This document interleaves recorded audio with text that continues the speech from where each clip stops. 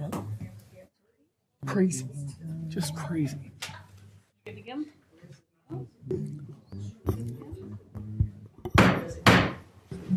Welcome, everyone, to the November 7th, 2023 City Council meeting. At this time, please let the record reflect that all council members are present, and we believe that Councilmember Nadolski is online. I'm here. Hello, how are you? Great, thanks for joining Thanks for us. having me.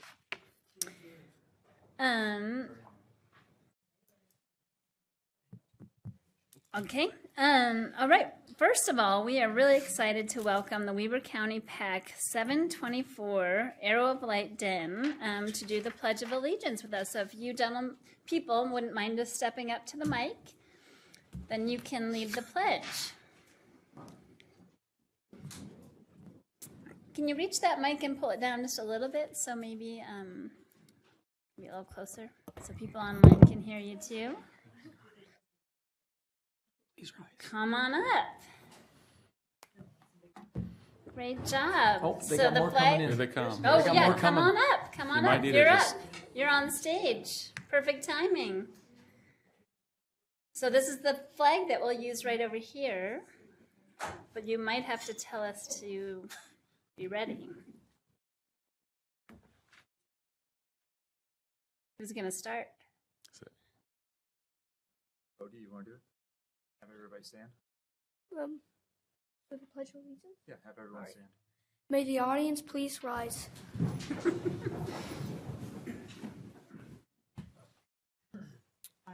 I pledge allegiance. Repeat after me. I pledge allegiance to the flag of the United States of America and to the republic for which it stands, one nation, under God, indivisible, with liberty and justice for all. The audience may be seated. Thank you. Hey, and before you all go back to sit down, would you like to introduce yourselves and tell us what badge you're working on or what grade you're in or something about yourself? So, I am Bodie Brian Solomon. I am working for the Citizenship. We're the Arrow of Lights. Oh yeah, we're the Arrow of Lights, and I'm working to the badge that's is called Build a Better World, I think, and I like to draw. Awesome. Who's up next? Go ahead. Yeah, anybody that would like to go. Everybody will get a chance. Go for it. Say your name. I'm Elias. Hi, Elias. What grade are you in? 5th. Awesome. Thanks for coming tonight. I'm Bennett, and I'm in 5th grade. Welcome. I'm JC, and I'm in 5th grade. Welcome.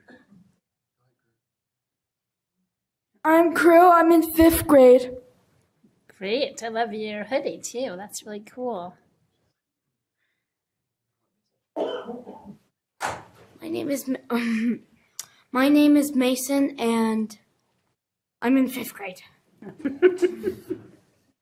Just for reference, they're all in 5th grade. Okay. I love it. It's a Fifth thing. graders are awesome. I'm Henry, and I'm also in 5th grade. Who wants to go next? My name is Bradley, and I am in 5th grade. My name is Isaac, and I'm also in 5th grade. My name is also Henry, and I'm in 5th grade as well. Got a cool hat on.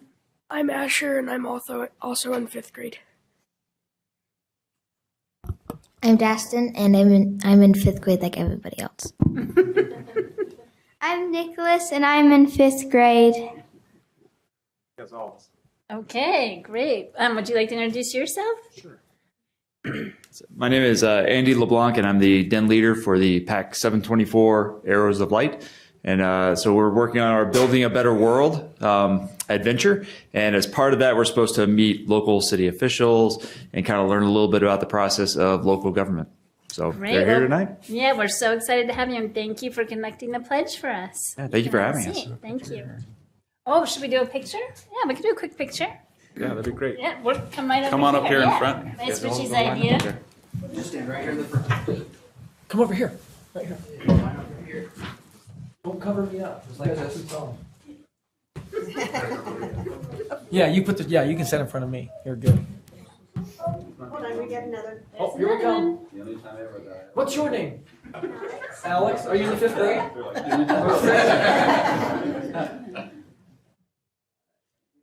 All right, everybody look in here. Say cheese. 1, 2, 3. Cheese. Yeah, let's go. Okay, thank you.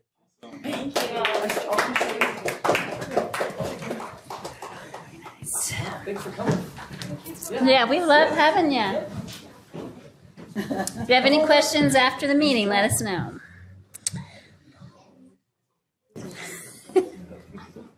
Now please join us in a moment of silence.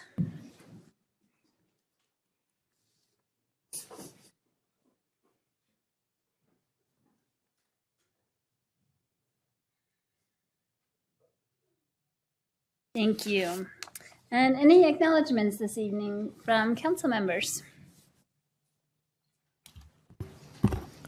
I have one. Gonna steal a little bit of Councilmember White's thunder, but I don't know if she's too modest to tell you all, but she was nominated. I'm reading this. She was nominated for the Martha Hughes Cannon Outstanding Impact in Local Government Award by Utah Women Run. So she was honored, and I think that's pretty cool that she's being honored for her involvement and her engagement in our community. So. Well done. Absolutely. Congratulations, Councilmember White.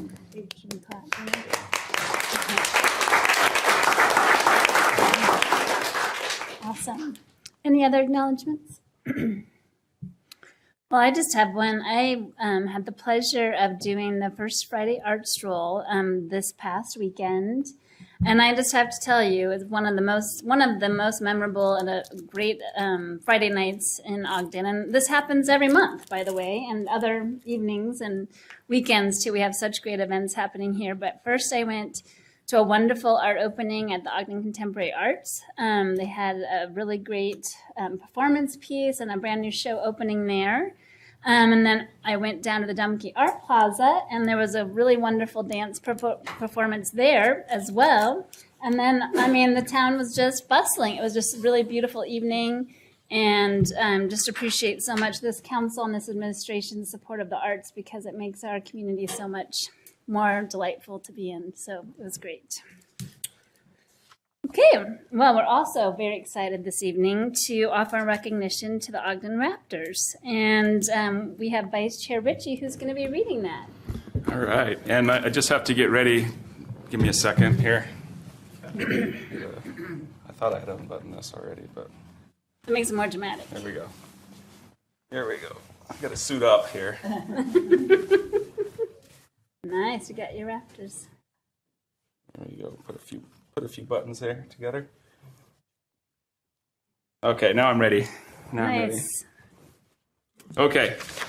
The Ogden City Council and Mayor proudly recognize the Ogden Raptors for winning the 2023 Pioneer League Championship.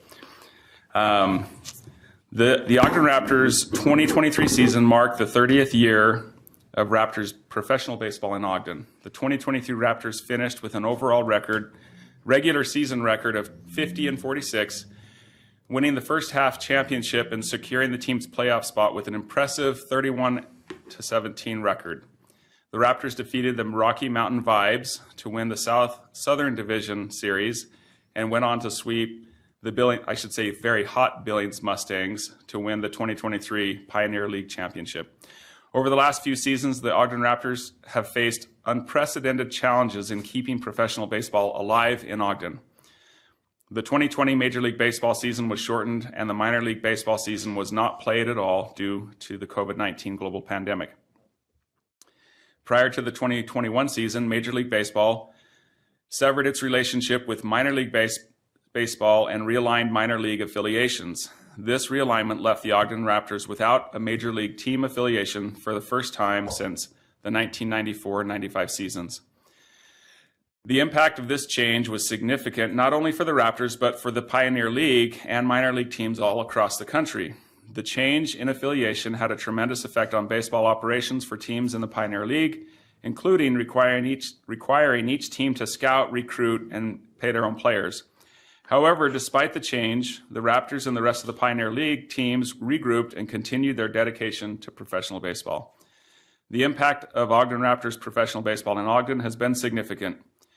With its downtown presence at Lindquist Field since 1997 and the home to the best view in all of baseball, the 2023 Ogden Raptors led the Pioneer League in fan attendance with a season total of 170,318 and an average single game attendance of 3,548.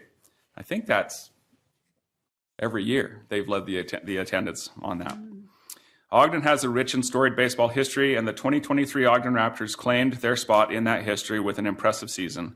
Ogden Raptors professional baseball will continue to be a cherished part of the Ogden community as the team moves forward into the 2024 season and beyond. And that is presented this day, the 7th of November, 2023. So. Welcome. We can welcome up Dave Bogner and John Lindquist, if you'd like to come up to accept the award.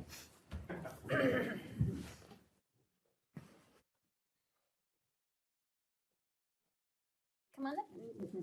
Get the award and shake our hand. We got this here for you. There we go. Thank you. Yes. You look good in that. I do, right? Yeah. Thank you so much. Congratulations. Thank you and congratulations. Congratulations. And you're welcome to, we're going to do the photo and then they can say some words. Yeah, let's do a photo. Yeah. We told him if he didn't have a jersey for all of us, he shouldn't have worn that. Right. No, just because he outdressed you. Where's Barbara? Yeah. I don't know, nobody's wearing a bow tie. Where are you, bow tie? I tried. Yeah, I tried. Yeah. I was in a hurry tonight. That's the only problem. I can't do it as You have fast. an excuse for Yeah. belly. Yeah, exactly.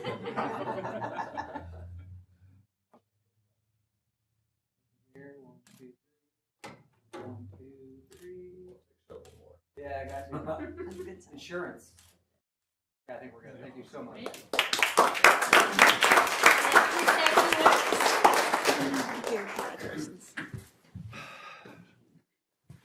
On behalf of Johnny, myself, Dave Baggett, and the other shareholders, and with us are John Greiner and Kelly Comby and Amber Shepard. We just wanted to say thanks.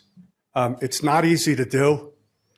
We just finished our 30th year, and this is only the second time we've been able to accomplish a championship. It's getting harder and harder every year.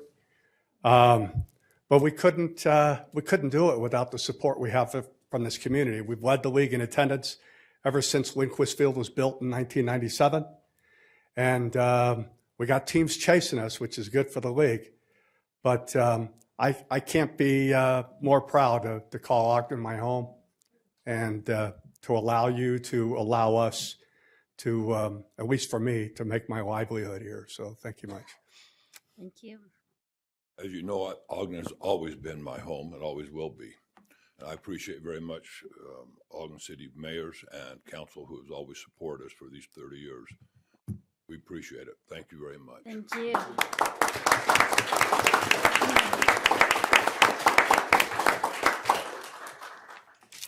Thank you. Okay, now we have several public hearings. First up is the sale of property at approximately 1810 Washington. And we'll invite Brandon Cooper, the director of our Community Economic Development Department. Welcome.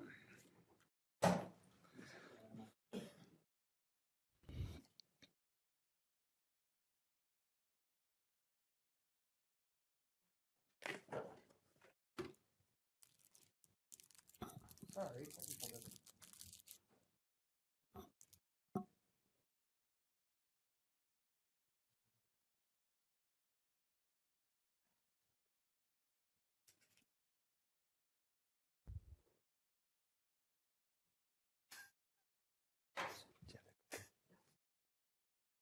Okay, thanks, Brandon. Appreciate it. You're welcome. Couldn't do it without you. Okay, as you mentioned, Chair Shimburka, this discussion is just that, a discussion for information. It's a little bit different than what we normally do in that we are selling property owned by the city at 1810 Washington. And due to city code, it has been deemed what's called a significant parcel, among other things. And that brings us here today to have a public hearing about the decision to sell, but no action is required from you as the council. But feel free to ask any questions that you might have about the project. It is a project that you've seen before. This is the apartments that have been proposed there along Washington Boulevard, 115 market rate units there. In August of 22, we received a petition for rezone and street vacation for that project. And then you all approved that rezone and street vacation earlier this year in September. And as part of our ordinances, the Planning Commission is required to review and make a recommendation of the sale of the property, and they have done that as well in October of 2023. And so in addition to this action of selling this piece, there are some other actions that will take place as part of this overall project that I'll describe a bit further in a moment. Some of those things will be the conveyance of other properties that are around this property. 1810 Washington is currently now the Pioneer Days Foundation building. Some of you might know it as the old Piccadilly's Chips building. That will age you probably, so we won't get into that. But there are some other parcels that are around this building and this parcel that are also owned by Ogden City and that are currently owned by UDOT, which are potentially going to be conveyed or sold to the city, and then again conveyed or sold to the developers. So all of those things are to come. I just wanted to let you know that you have done some things already in the past for this project. Today is some information about some things that the administration will do related to 1810 Washington, and then we'll be back again in the next few weeks.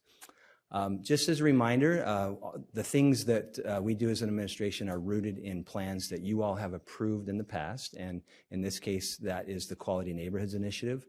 You know this well, we talk about this a lot.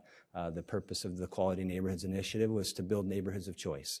And so when we make decisions to buy and sell property and provide incentives and get involved with development, it's all for the purpose of bringing about these neighborhoods of choice and creating this pattern of public-private investment to get the greatest return for our community. Our goal in every case is to facilitate a wide variety of housing types across the spectrum of affordability. We coined this term many years ago. We use it a lot, and I think it accurately reflects the work that we do in our housing programs. This is hard to see. I realize that. I couldn't make it any bigger. But it does represent the parcels that are associated with this project. You have seen this before. The large pink parcel there at the top here was part of the vacation along with this here. What we're talking about is this parcel here. It's about 0.30 acres, and that's where the Piccadilly Chip or Pioneer Foundation building is, Pioneer Days Foundation. And so the other parcels that will be coming to you in one way or another, either through information and public comment or action, will be these other parcels that are either currently owned by Ogden City or currently owned by UDOT. So that is a kind of a comprehensive view of how all the land transactions are working to bring about this project. Here's the site plan that is being proposed, and that was the subject of the rezone and the street vacation. You can see what some of that land is being used for if you, in your mind, superimpose those together. A lot of this land that is being conveyed or sold by the city would be to enhance the trail experience and to bring benefit not only to the project but to the trail as well. Here's some photos of the current proposed project. You've seen these again before, so this is just for reference.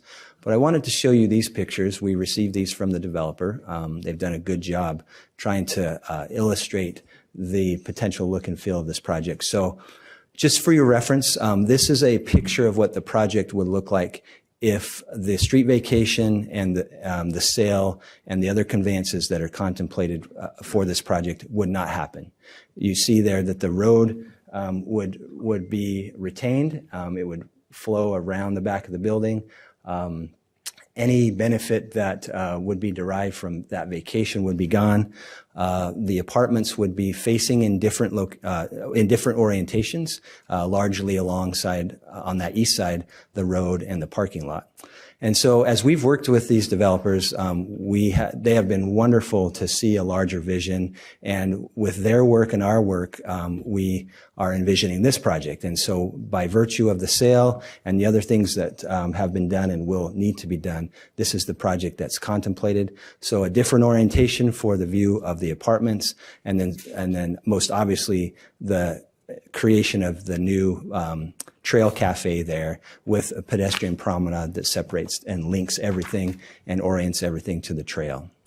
Looking from the road to the back of the building, this is what you would see if this sale was not did not take place or the vacation did not happen. This is largely how things would remain, and then the new building would be built. But because of the work that has been done and the work that we're doing now, this is the project that is contemplated, looking at the same view from the view of the trail. So the details of the project of the transaction are this. It's just that one parcel there. $250,000 is the appraised price, so we are selling it for appraised value. There are some dates that trigger based on the effective date that will be worked out here shortly, and so we anticipate having this done hopefully before the end of the year, if not soon after. And because there is no action, I will just answer any questions that you might have and go sit down. Any questions? Is the Pioneer Day building still there right now? It is. And who? It won't be, correct, in the future. Who would be in charge of taking that down? The $250,000 appraised value is for land only, so we'll be delivering land without the building. So we would be tearing it down prior to conveyance. Okay. Any other questions? Great. Well, we'll open this up. It's a public hearing, as Brandon stated. You can comment on this item alone if you'd like to step up to the podium. State your name for the record, and you have 3 minutes to speak.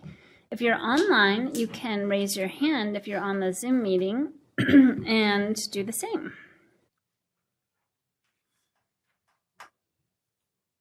Anyone here like to make comment? Come on up.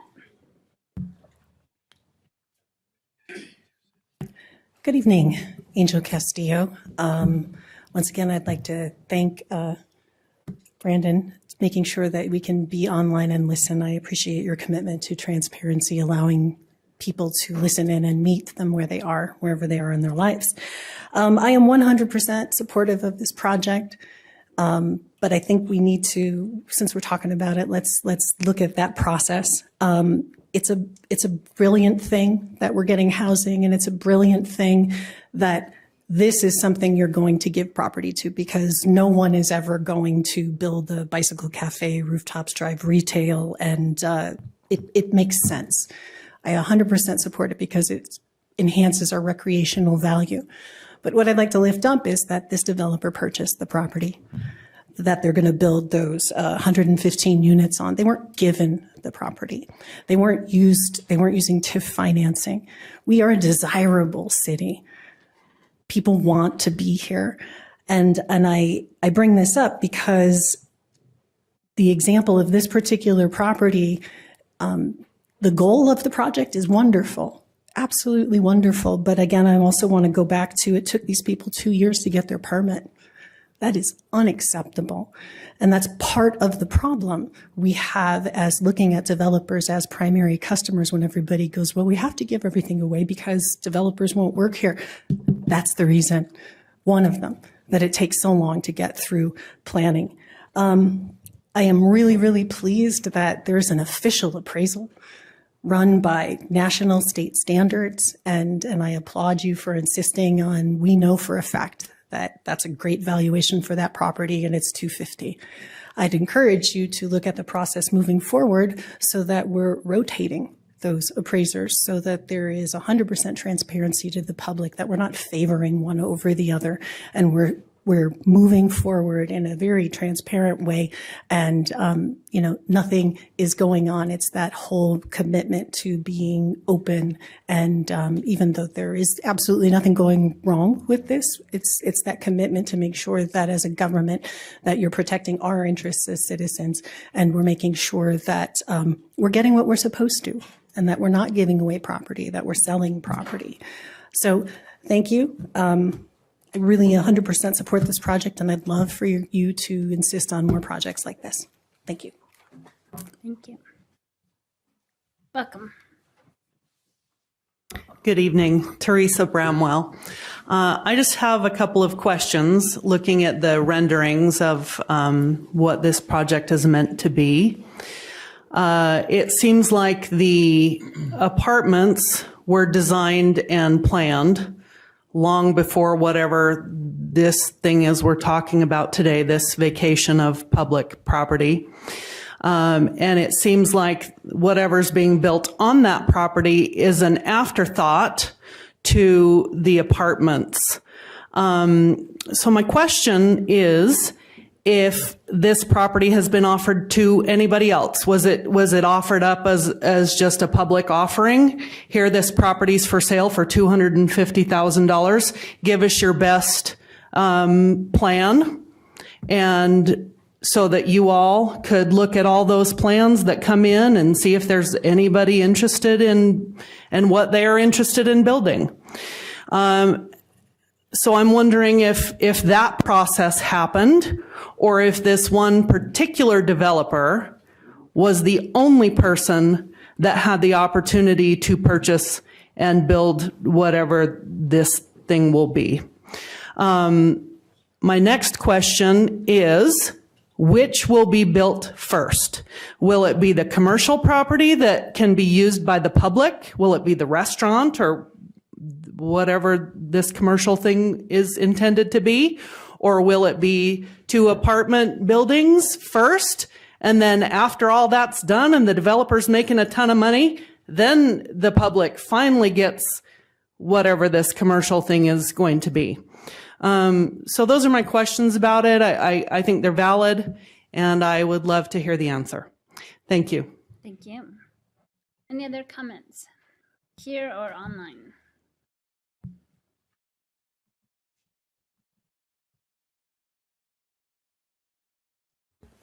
Seeing none, I would make a motion that we close the public hearing on this item. I'll second. I have a motion by Vice Chair Ritchie, a second by Councilmember Heyer to close the public hearing. All in favor? Aye. Any Aye. opposed? Oh, thank you, Councilmember Nadolski. Great. Any other discussion on this item? Brandon, would you like to answer those couple of questions?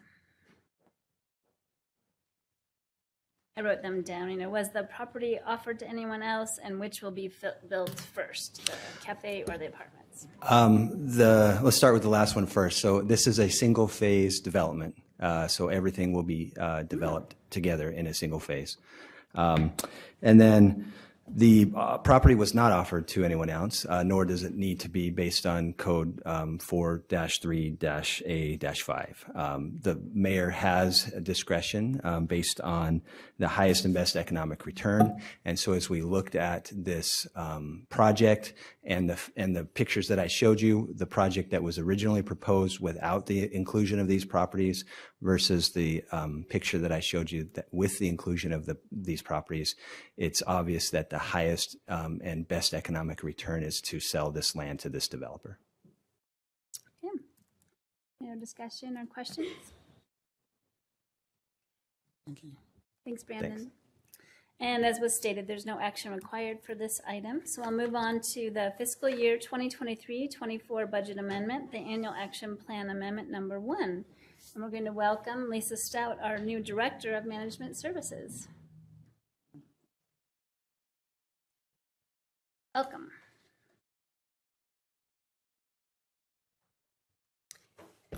Thank you, Chair, Vice Chair, Council members. In October 17th, you approved an amendment to the annual action plan that the city has. This is the use of HUD money. There is some city money involved. We are required by HUD to have our budget align with that annual action plan. So this amendment is to change the budgets in each of these areas to match what was outlined in the annual action plan. When we put the budget together to begin with, we use estimates, estimated carryover, estimated program income, and then we generally amend it this time of year. We try and line up the budget change with the annual action plan adoption. We didn't get that done this year, so I apologize for the late arrival. But we're asking council to adopt the budget ordinance to reduce the overall HUD programs by $34,600, $450, excuse me, to match the annual action plan that was adopted in August. Thanks. Any questions? Any questions? Thank you. Thanks so much, Lisa. Okay, this item is also a public hearing, so you're welcome to step to the podium, state your name for the record, and you have 3 minutes to speak. Or if you're online on the Zoom meeting, then you can also raise your hand if you'd like to comment. Ooh, spooky. Welcome. That was spooky. Angel Castillo, Ogden resident. I'm not exactly clear, and I'd like it explained to me why we're reducing our HUD allocation by $34,000 when special economic development projects are fully funded at $100,000. We all know that we have a housing challenge and that we are trying to incentivize people and help them in any way possible to get them to purchase homes. And what does workforce and affordable housing for workforce look like? I understand it's a technicality that we must match our projections, but I feel that rather than cutting something that's so imperative, that we could adjust what we have and then move that through. I just don't see that. I'd like that explained to me, because I don't think any money should be taken away from what we're doing to get people housed, especially for our workforce. Thank you. Thank you. Any other comments?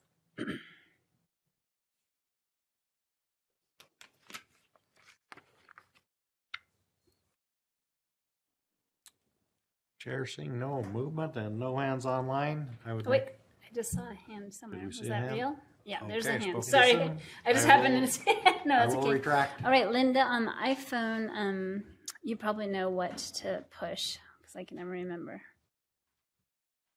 On your phone. There you go.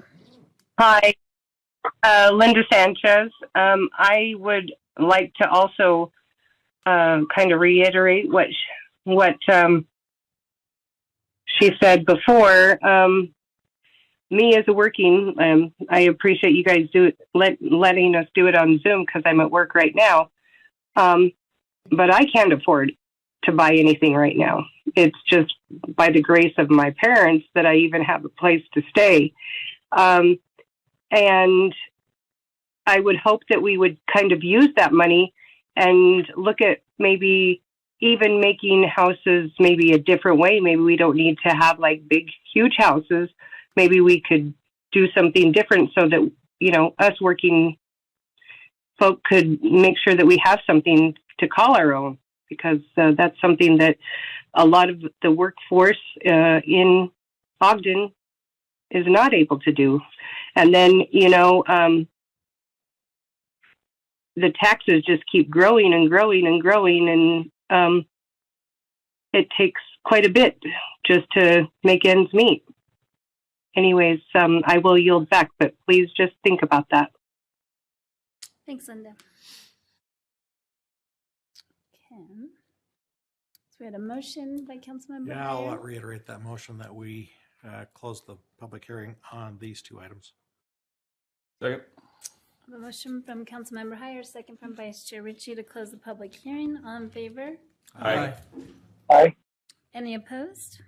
Thank you. Lisa, I don't know if you'd like to come back up to respond to reducing the HUD budget.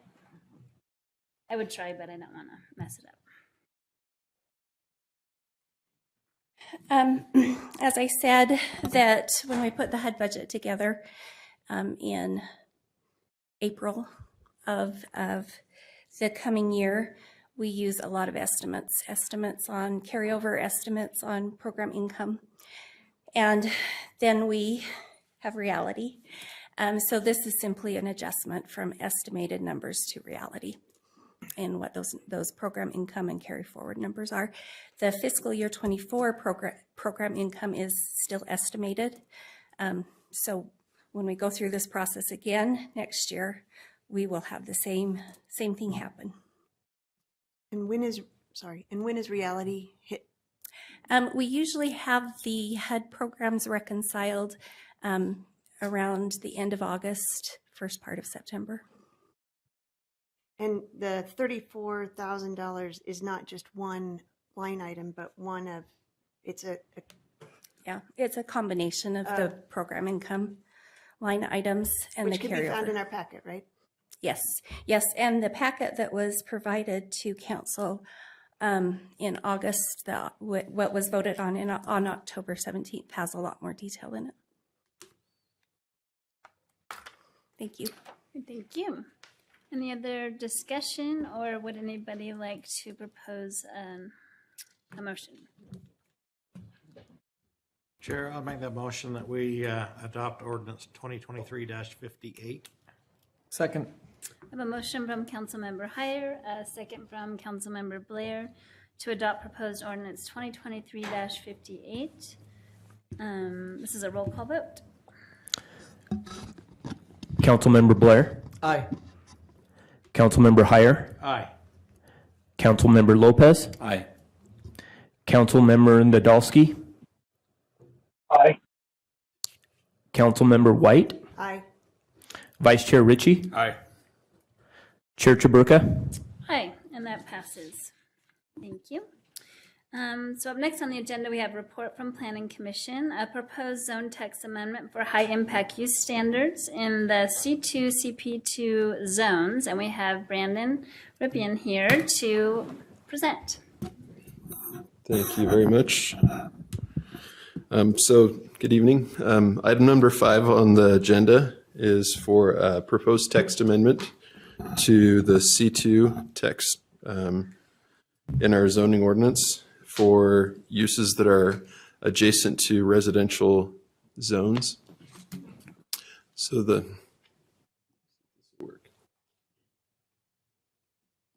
Something magical. there we go. There. All right, perfect. Okay. So the C2 CP2 zone has the same definition. The purpose of the zone, it's a community commercial zone, and its purpose is to provide goods and services to the community. And typically the zone is found along major arterial streets and normally is between the major street and a residential zone. So it is definitely serves the neighboring communities that surround it. So this is a map that shows where the C2 and CP2 zones are located. So as you can see, it's located along Washington Boulevard and 12th Street, as well as Harrison Boulevard. And there's a little portion on 24th Street, and then some that's located near Wall Avenue. And then you also have some more C2, CP2 zoning that's on the southern portion of Ogden along Harrison Boulevard near Country Hills Drive. So those are locations where you can find the C2 and CP2 zones within the city. So the reason for the C2 proposed text amendment is, well, it actually comes from the Planning Commission. The Planning Commission reviewed a proposal for a car wash as a conditional use in the C2 zone. And that request, after analysis, was denied as a conditional use because it was determined that the detrimental impacts were too great for the adjacent residential homes that abutted the property. So soon after that, the Planning Commission requested a pending ordinance, which allows cities to have 180 days to review zoning ordinances and provide a recommendation on what the changes should be to mitigate whatever issue there may be. So the pending ordinance was adopted on May 18th of this year, and this allows us to analyze the C2 land uses and potential issues that may have not been foreseen. And the pending ordinance expires November 14th of 2023, so it's very close to expiring. And so therefore we are proposing the changes before you today. Some of the detrimental impacts that were found by the Planning Commission include noise caused by the dryers in the car wash, automatic car wash tunnel, as well as the multiple vacuums that were proposed, as well as traffic that's typically associated with large car washes. And one of the issues that was brought up during the Planning Commission hearings was the noise that comes from customers playing their stereos while they vacuum out their cars. So that was another issue that was brought up. Car washes also tend to open early in the morning and close late. And a lot of car washes, a lot of the automatic car washes have intense lighting that can also be detrimental and have impacts to adjacent property owners. So while we reviewed the C2 chapter and we analyzed all of the land uses that are allowed as either a permitted or a conditional use, this just shows a portion of the land use chart for the C2 and CP2 zone. And we identified multiple land uses that we would consider high impact uses when they're adjacent to a residential zone. So we're not proposing to remove any uses. We're not proposing to add any uses, but these uses in this list would be proposed as or be considered high impact land uses when adjacent or within 100 feet of a residential zone. So the proposal or the amendments that are proposed are to require any use that's considered a high impact land use within 100 feet of a residential zone to have additional mitigation measures, such as requiring screening near parking lots or when the parking lot is adjacent to a residential zone property, to regulate how close an entrance or exit can be to a residential property. We would like to also mitigate the noise by requiring a noise study if the land use is considered a high impact land use. And we would also require that outdoor activities be at least 50 feet from a residential property line. We would limit the hours of operation from 8 a.m. to 8 p.m. So we would reduce those hours of operation. And then we would also require lighting to be shielded to reduce the impact to adjacent property owners. As part of the text amendment, we would also include a requirement for automatic car washes to be at least 300 feet from residential zone property. We would require an on-site manager if the car wash is within the C2, CP2 zone. We would require that entrances to the car wash or entrance and exit, I guess, of the tunnel to be oriented away from residential properties. We would regulate the noise to 65 decibels maximum at a residential property line. We would also require signage to be posted near the vacuums that requests that the customers be considerate of adjacent property owners or residential property owners. And then the last requirement would be to require an on and off switch for each of the vacuums so that they're not constantly running. That was one of the issues that we heard a lot, is if a vacuum is not maintained properly, it causes a lot of noise. There were a couple of questions that were asked during the work session. One of those was whether or not we had a definition for the automatic car washes, and we do. It's under car wash, laundry type, which is the same as an automatic car wash. So we do have that definition in our current zoning ordinance. This map identifies how the ordinance would impact car washes, specific automatic car washes. So the area that's in bright red, that's outlined in white, shows the location of where an automatic car wash could be located with the adjacent residential zones. So what this would do is it would require the car wash, an automatic car wash, to be placed at least 300 feet from any residential zone property, which would hopefully help reduce the impact to those residents that live around the C2 or CP2 zone. This map also shows the 100-foot buffer that would be required for other high-impact uses. If they're within 100 feet, they would be required, or within 100 feet of a residential zone, they would be required to meet additional mitigation standards. So the Planning Commission, they recommended approval. The vote was 8-1. The one vote was a recommendation that the standards be more strict. So there were a couple other questions that I'd like to address that were asked during the work session. One was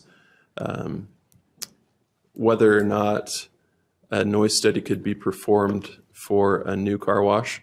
And we did some research, and it's not uncommon for noise studies to be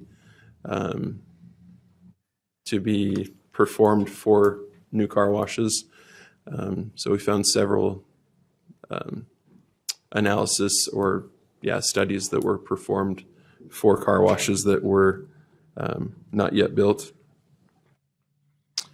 We also, another question was topography, whether we could either reduce the need for noise mitigation or not require a noise study to be done based on adjacent residential property and having it being taller, or, that was the question, whether or not it's on a hill, if we could not require the noise study. Our recommendation is to require a noise study regardless of topography, because sometimes, just as this graphic shows, sometimes there are areas that are anticipated to not be impacted, but are in fact impacted by the noise just because of how the noise travels. So our recommendation would be to always require a noise study. One interesting thing also is that I discovered is the more you see it, the more you hear it. And the less you see it, the less you hear it. So I don't know how that works, but it's a proven fact. So the last question or recommendation was to remove the CP2 zone from the map, because the C2 and the CP2 really are the same zone. Historically, the P meant that the Planning Commission had to review any land use that was in that CP2 zone, but that is no longer the case. So our recommendation would be to keep the CP2 and the C2 zones for now, and our plans are to make map amendments as we go through the overall zoning ordinance amendment. So that would be our recommendation. So with that, staff recommends that the City Council adopt the proposed zoning ordinance text amendment to the C2, CP2 zones by requiring all high-impact land uses within 100 feet of a residentially zoned property to meet additional mitigation standards and to allow laundry style or automatic car washes if the car wash is at least 300 feet from a residentially zoned property. And Thanks so much, Brandon. You bet. I just have a quick clarifying question, and I think I know the answer, but just to clarify. Oh, you So bet. would this impact current car washes or uses like this that already exist? Yeah, good question. So it would not impact existing car washes. Well, it could impact existing car washes if they decided to do an expansion to the existing use. That would remove it from being grandfathered. So that would be the only circumstance where this would be required. Any other questions? Yep. So, Chair, Oh, go so ahead. sorry. I Go looked ahead. that way first. I apologize. Go ahead. We'll start over there next. Back on the slide 10, you, I don't know if you can get there. There we go. Though a lot of these things kind of seem redundant. I mean, we do have a lighting ordinance, and we already do have a sound ordinance. And so I'm wondering why we would say, I mean, one of your requirements is that their entries and exits orient away from any residential zone. Mm-hmm. That would seem to be difficult. And if they already meet the standard, why is that a requirement? Well, yeah, I mean, we received comment from residents that that have lived adjacent to these uses, that if the tunnel is facing towards their home, that's where the noise is projected. So that's why the recommendation would be to orient them away. A lot of times you can, some car washes that have tunnels, they'll turn the exit so it doesn't project out to the street, across the street to the residential uses. So that's something that we would look at. Okay. It almost seems like, well, I'm just trying to picture the way that might look. And it seems like maybe one of them, you might have one turn, but in many cases, they would have to have both ends turn to orient away from a residential. Yeah, if they're surrounded on Yeah. north and south, or and east the and other, west. just a clarification, I think I was the one that brought up the P on the CP. Oh, yeah. And my intent was just what you mentioned. Let's get rid of the P out of the CP2 zone. Let's just make them all C2s. Okay, yeah, and that's the plan. Not that we take all the CP2s out of this ordinance. Right, for sure. Yeah. Yeah. No, I understood that. But I just, we did have a lady that phoned in, and I did call her back to find out what her exact concerns were. And she owns a piece of commercial property and is concerned, and it's for sale. And it is in one of these 100 or 300 foot zones, and she's concerned that it's going to make their property worth less to try to sell it. And I kind of understand that,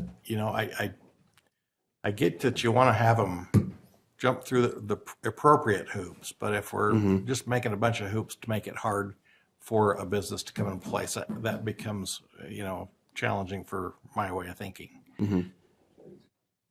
I did mention to her, I kind of explained to her this planning commission debacle back 6 months ago. Yeah. And why this thing kind of came up, and how this actually does give the planning commission some tools to allow approval where they maybe otherwise would not want to give it. Right, for sure. And I think that's probably something that's important for our public to understand. I mean, it sounds like it's just adding more restrictions, and in some ways it is, but in some ways it's making some approvals possible that maybe Right. otherwise wouldn't be. Right, for sure.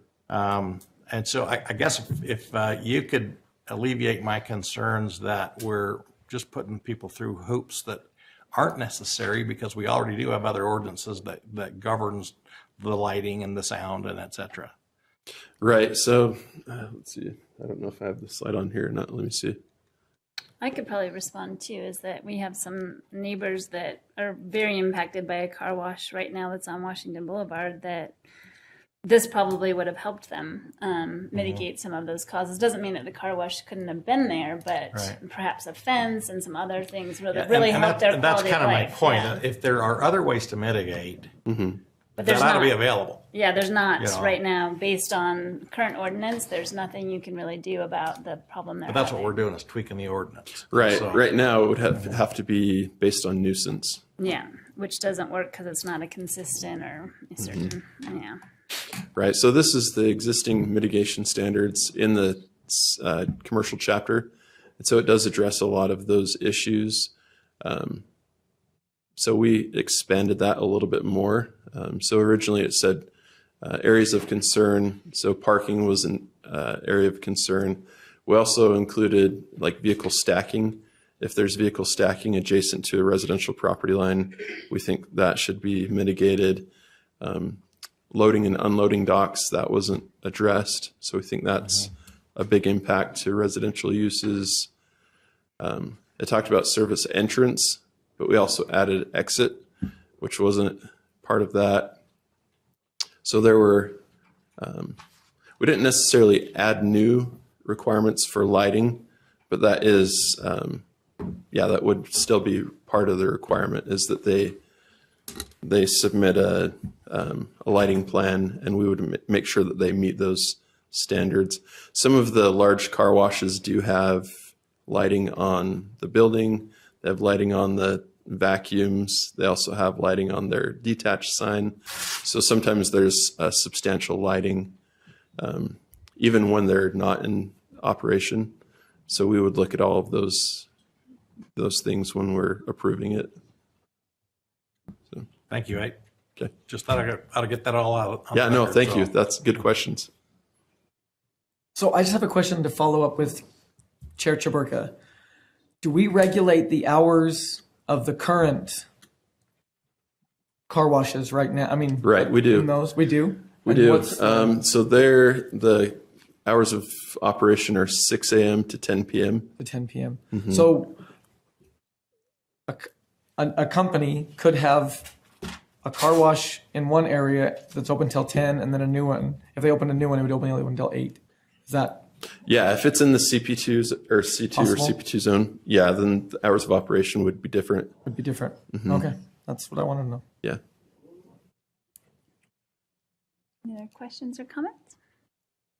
Great. Well, we'll be happy to take public input on this item. It's not a public hearing, but we'd like to take public input. So you're welcome to step up to the podium and state your name for the record, and you have 3 minutes to speak on this topic alone. Or if you are online on the Zoom meeting, you can also comment. Welcome. Hello, my name is Christopher Ward. I live at 1655 Kiesel Avenue. I'm highly impacted by the Mr. Car Wash on Washington and 17th. Excuse me, I just wanted to talk a little bit about the rules suggested by the Planning Commission. One of them was to have signage at the vacuums. I'm glad they put that in there. I would say, though, signs asking people to be considerate with their music. Unfortunately, the people that are playing extremely loud music are usually not the most considerate anyway. I have asked them myself to turn them down, and they've said no. I've had car wash managers tell me that it's too dangerous for their employees to ask customers to turn their music down. I would recommend that instead of signage, that you require that the car wash make sure that the customers have their music off. Compared to the vacuum noise, there's no way they could be playing music and hear it without it being so loud that it would affect the adjacent properties. And as far as a decibel limit goes, I would suggest you look into 65 decibel white noise is very different than if it's spiking at a certain frequency. While I was eating lunch today, I was hearing a whistle inside my house coming from a malfunctioning vacuum at Mr. Car Wash. I've also, even though there's a manager there at all times, they have told me that they are cutting me off from all communication. I think they don't like me telling them that I can hear their car wash.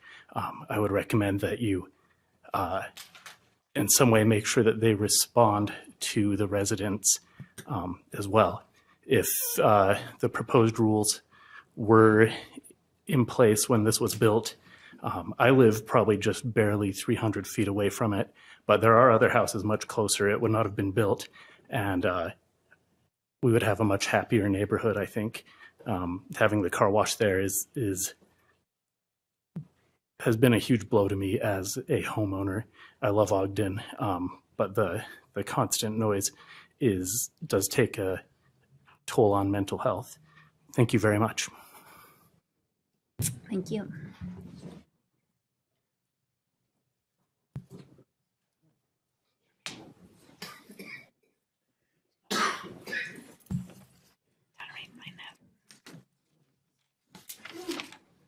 My name is Toby Molesky. Madam Chair, members of the council, thanks for your service. I happen to have a car wash in this zone. It does have an automatic feature. It's enclosed with the vacuums. I don't think that is the issue. I feel sorry for this gentleman because I drive up 17th Street every day from my place down there, and it's noisy. The issue that I have is the high impact uses in that zone should just be removed. Just remove them altogether, because the requirements of some of the other ones that may be considered high impact use, and that, if I'm understanding correctly, that is determined by staff, because I didn't see an actual list of everything that was listed as high impact use, but I may have missed it. But I would just recommend removing those high impact zones from that. That way it doesn't affect possible property owners, like Councilmember Hires mentioned, that these new requirements of the 100-foot, if it's a particular type of business, may not be a high impact, but now they can't put that business there because of those new restrictions. That's all I'd ask you to consider. Just remove them completely from the zone. Thank you. Thank you. Any other comments?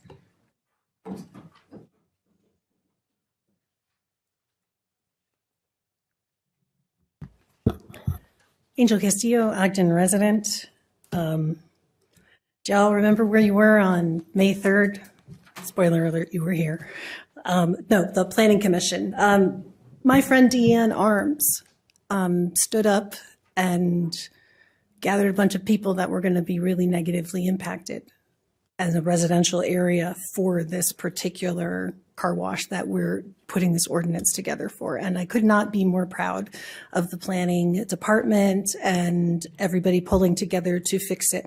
Although the gentleman before me is bringing up a very good point. If you just go, this is where these things can be, you don't have to go through all of those, because then that's it. This is the only place. Well, I'm really excited about these conditions being put on to protect our neighborhoods and the quality of life.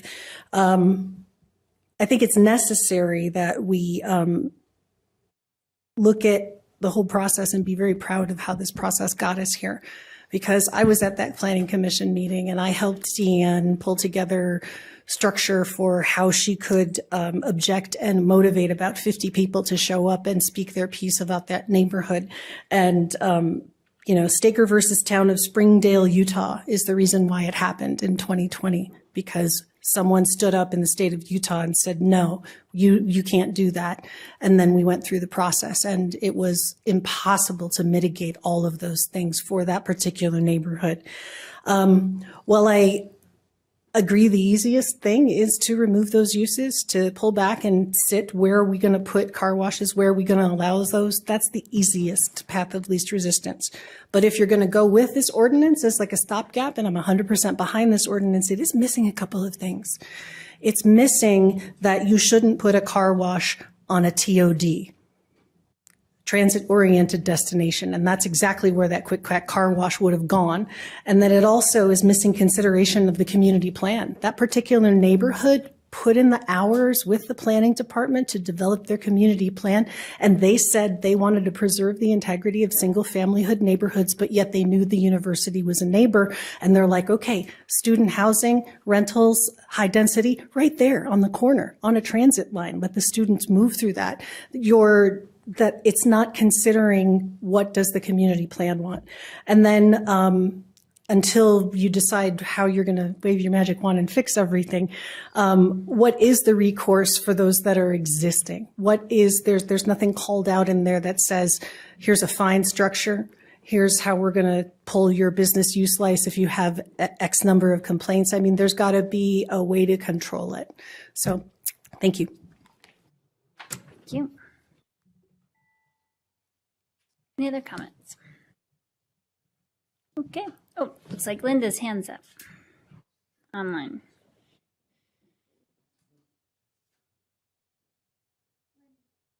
Hi, Linda Sanchez. I was just wondering, going forward, how many car washes do we really need more? It just seems like we have quite a few. And I know that's probably not something that you guys necessarily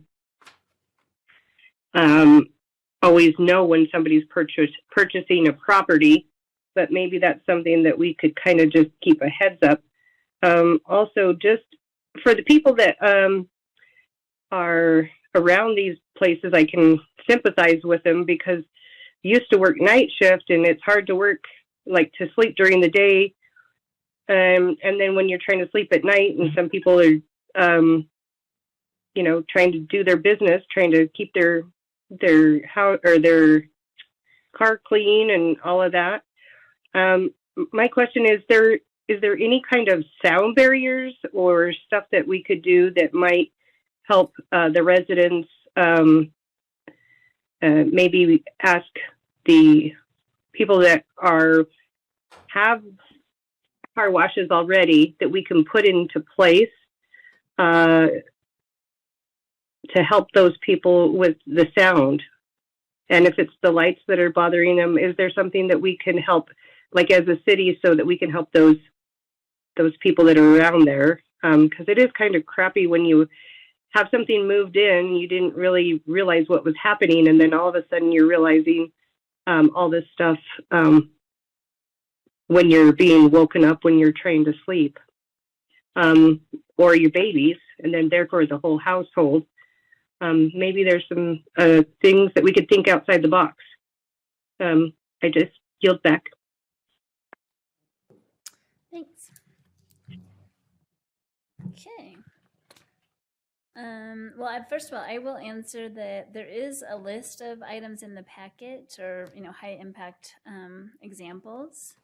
But I'm not sure, I don't know, Brandon, if you're able to answer the question about just asking customers just to turn the radios off. I don't know if we have that kind of ability to, not sure about that. As far as the signage for the Instead of car just having stereo. the sign, just having people turn off their radios. Yeah, I mean, I'd maybe have to ask legal if that's something that we could or couldn't do. I don't see why we couldn't require that if they are within, if they're within the C2 zone, we could require that. Sure. Check into that later, I guess. Any other questions or discussion? Chair, as far as the sound goes, it's kind of become clear to me over the last few years that our sound ordinance, our noise ordinance, does need a rework in general. There are some things that are absolutely, they shake people's peace and quiet in their homes easily that don't violate our sound ordinance. So I think we need to be looking at that. And that's kind of why I was asking some of the questions I did. I think it's, our ordinances should be general enough to where they do, govern everything without having to make a list, without having to, or identify a particular zone. I mean, noise at a property line ought to be tolerable outside of that, and our noise ordinance does not restrict it enough. I promise you. Well, I'm on board with reworking it if you want to. Yeah, that certainly isn't part of this, but But I do think that you know, and our lighting ordinance, I think already is adequate. I think we do say you got to have downward facing lights and they've got to stay on your property. That's already in place. And I think that's being reiterated again in this, so therefore it's a little bit redundant. I don't think it matters as it's there, you know, but anyway, that's kind of my thinking. As I think we need to take a different tack on some of this stuff rather than, you know, hitting something directly. Any other comments? Yeah, I was just going to say, as long as it's not conflicting with what we currently have. Well, I wouldn't think it would. I'm not sure I understand your concern. The light. The lighting. Oh, the lighting. Yeah. So you had, it was, the requirement was to restrict it to 1 candlefoot light at the property line. Okay. So originally it wasn't that strict. So the new regulation would be more strict. I see. If it's by a residential zone. Mm-hmm. Chair? Yeah. So could you address the point that was raised about removing the high impact uses from? Oh, yeah, you bet. Please. Yeah, so let's see if I can go back to the, sorry. So originally the idea was to remove any high impact land use that was within 100 feet of a residential zone. And if you don't mind giving us an example of what that So I would mapped be. all of the uses that could fall under that category. Thank you. And so this map actually shows the different land uses that could be considered. So an auto repair shop with outdoor storage, automatic car wash, convenience store with a gas station. So those types of uses are what we would consider high impact land uses because they generate more traffic, lighting, noise, and those types of uses. So originally our thought was just to remove these uses, but then when we analyzed how many uses would be affected and how much of our commercial land is zoned C2, CP2, it was fairly significant. So instead of removing those uses from the C2, CP2 zone, we decided to require additional mitigation for those uses. So that was our thought process. Okay.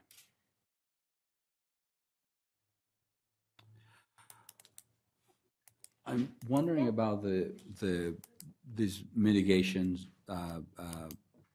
you know, ideas or regulations that are being proposed here. Mm-hmm. So could they be addressed on a kind of on a case by case basis? Yeah, they would be. So when they we, would be okay. Yeah, so when we review a site plan and the building elevations, we would, well, yeah, we would be reviewing all of those things specific to the use.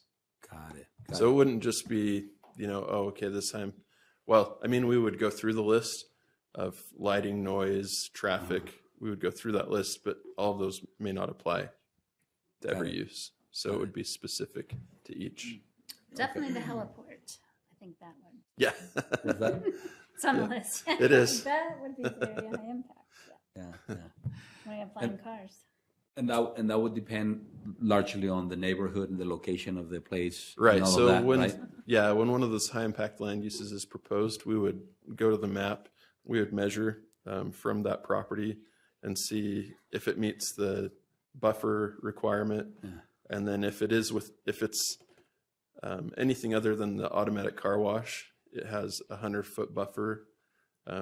If it falls within that buffer, we would go through those additional mitigation requirements and see which ones should be required. Thank you. Yep, you bet. Brandon, can you address the community plan, the comment there? It's not specifically addressed, but it's not addressed, I guess, and isn't that typical to review community plans on any of those types of Yeah, I mean, usually projects? the community plan is reviewed when there's a zone change. So if it's a use that's either permitted or conditional in a zone, to my knowledge, we don't typically look at the community plan because it's allowed in the zone. Usually it's a rezone or an annexation that kind of triggers the review of the community plan. I don't know if that's always the case, but that's typically what I would see. That's been my experience. Right. Yeah. Because if it's zoned, then most of the, or not most, the uses that are allowed either as a permitted or conditional use are allowed if they meet the requirements.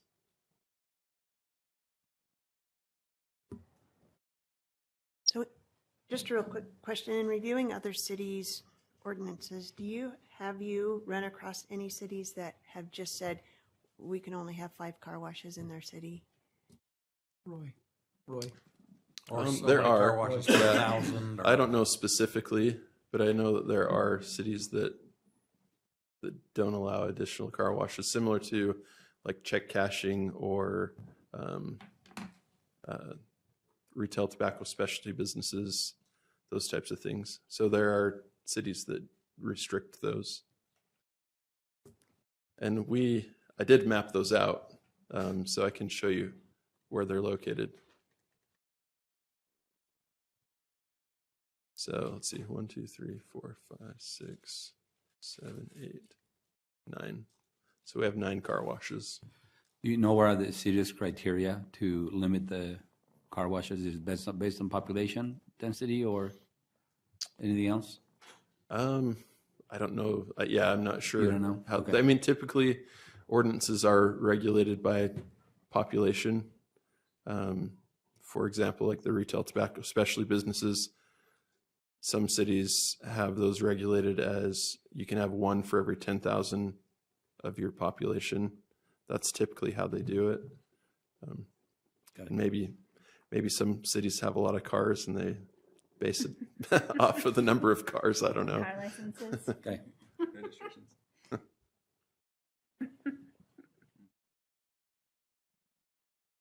Any other discussion or questions?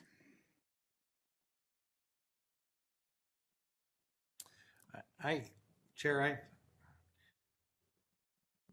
I'm just not really convinced we're approaching this problem from the right angle.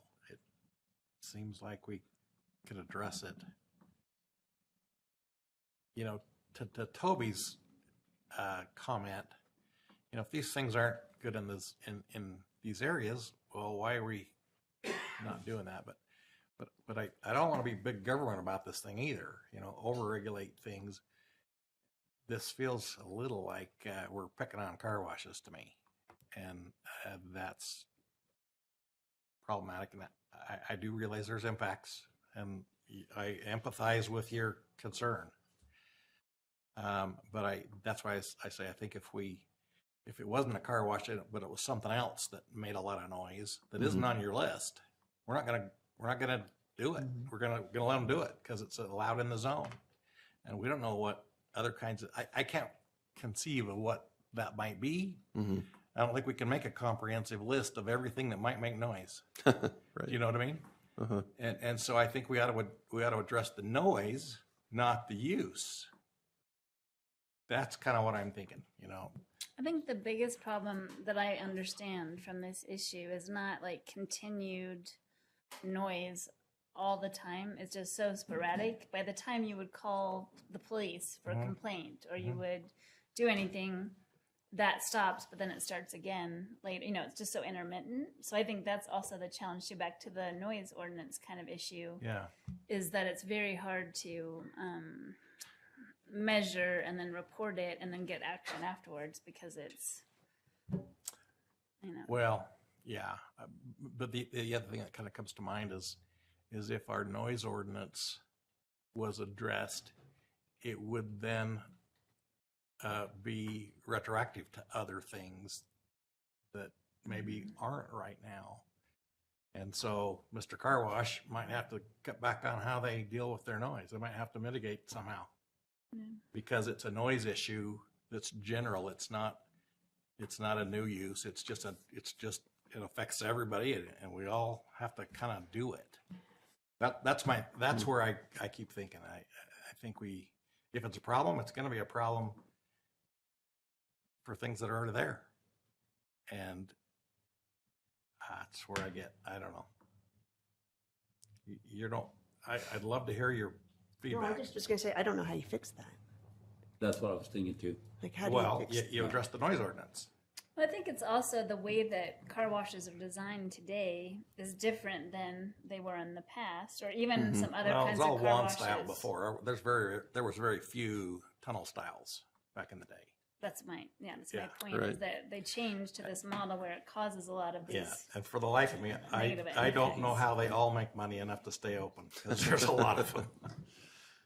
But want yeah, to build I mean, more, so yeah, I'm with the guessing automatic it's car wash. profitable. Yeah. Oh, sorry, I didn't mean to talk over you. No, that's okay. Just the with the automatic car washes, I think there's a variety of impacts as opposed to, I mean, your auto repair shop probably, noise would be one of the main issues, and that's probably easier to mitigate than the traffic, the lighting, the noise, the customers, just that constant flow of people coming to the site. It seems like that really is the difference between the other high impact land uses. Well, I mean, I can see other ones could be a challenge. Ambulance base station that could cause some noise disturbance, but is that okay? An ambulance going off every hour Well, my daughter that lives compared next to a, whatever. I don't know. Yeah. My daughter that lives next to station number 3, the fire station, they complained, and to our chief's credit, they said, okay, don't turn your lights and don't turn your sirens on until you get Out of the neighborhood. out of the neighborhood.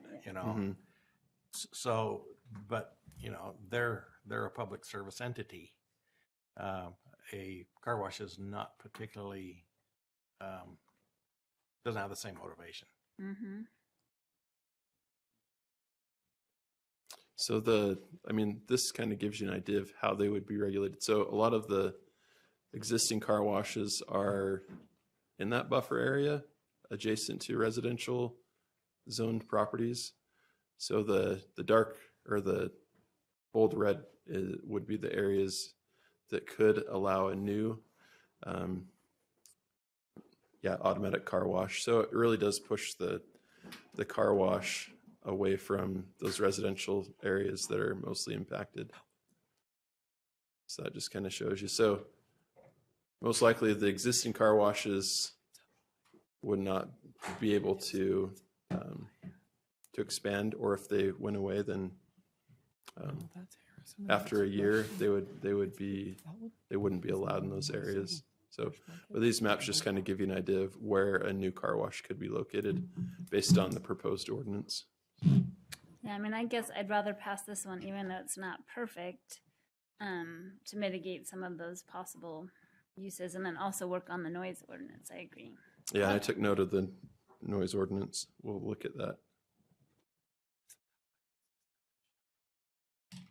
Any other discussion? Well, just to that point, Oh, yeah. I think we could pass this. I really don't have a lot of heartburn with this. I just don't think it's serving the need as well as addressing it a different way. That's really all I am. That's where I'm okay to pass it, but I do think we ought to get it on our agenda somehow or another to look at the noise ordinance. I'd love to get some feedback from OPD about the complaints that they get for people violating the noise ordinance. Our neighborhood was inflicted pretty heavily last year with a group of teenagers that had a garage band going on that was really difficult for the neighbors. Yeah. And of course, police got called and they went and they said, yeah, well, they didn't violate the noise ordinance. And I find that really hard to believe.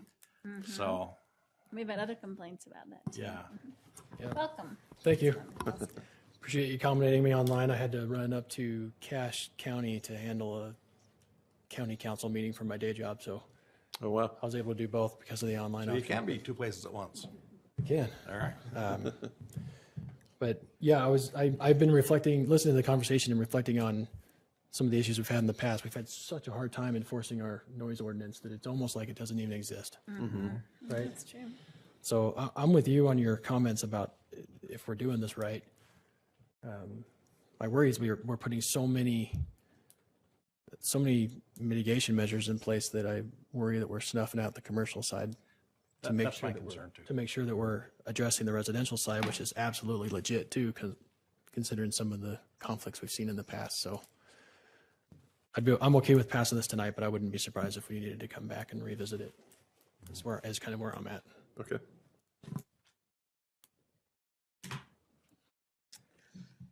Okay. If there's no more discussion, I'd be happy to consider a motion. Well, Chair, I'll go Thanks, ahead and Brent. make that motion then. If I'm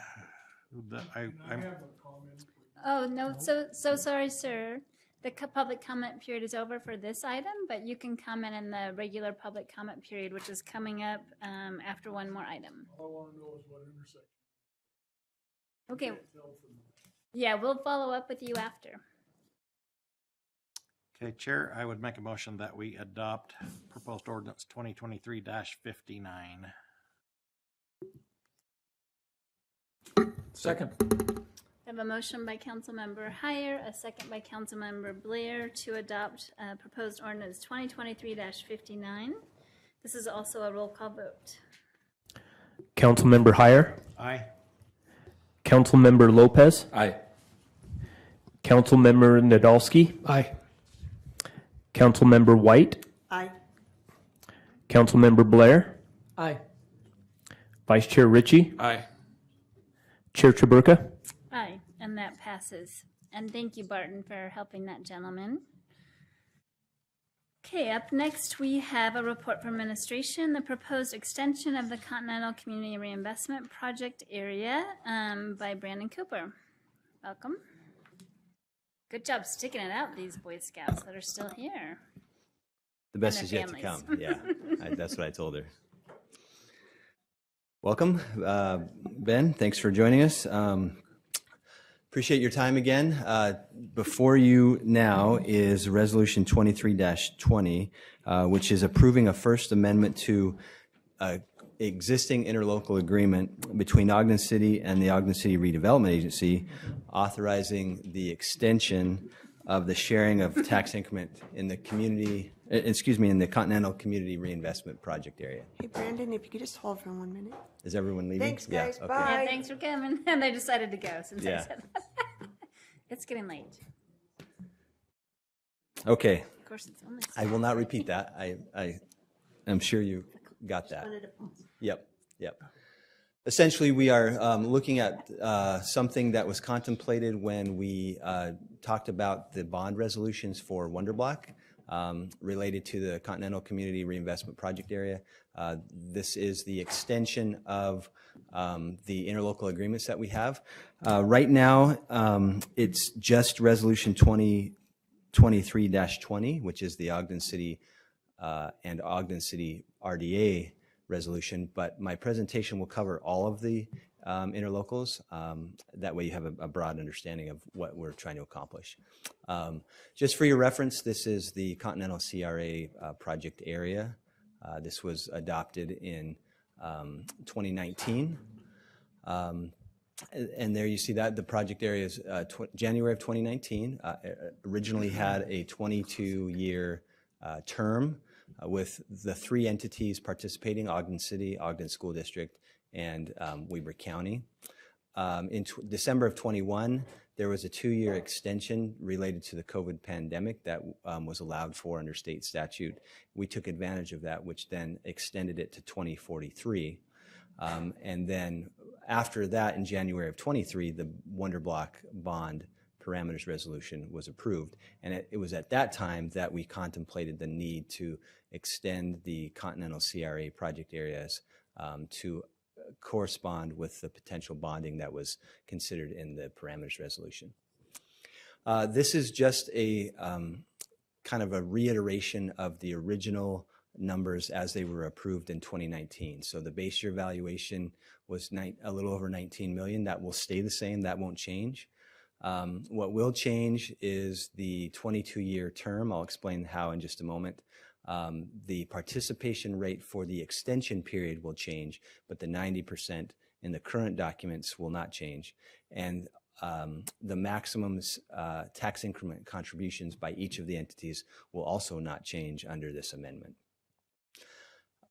the maximum collectible amount by the agency of a little over $35 million, that also will not change with this amendment, nor will the distribution of how the funds can be used. So it's literally just the extension of the term of the agreements between the agency and the other taxing entities.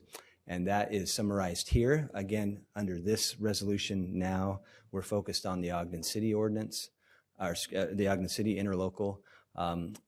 Currently, Ogden has committed 90% participation over 22 years, as have the other two entities that are participating. That max participation amount, again, is not changing. That will stay the same for Ogden and the other two taxing entities. What is being proposed in this amendment is a 15-year extension for Ogden City, and that would take the new term of that interlocal agreement to 2058. And the reason why that is different than the other two entities is because of the duration of the bonds. We need to retain some flowage of tax increment until the bonds expire. And so we've elected to do 15 years with Ogden City at a lower participation rate, while the other two entities have approved each 6 years of an additional participation at 75%.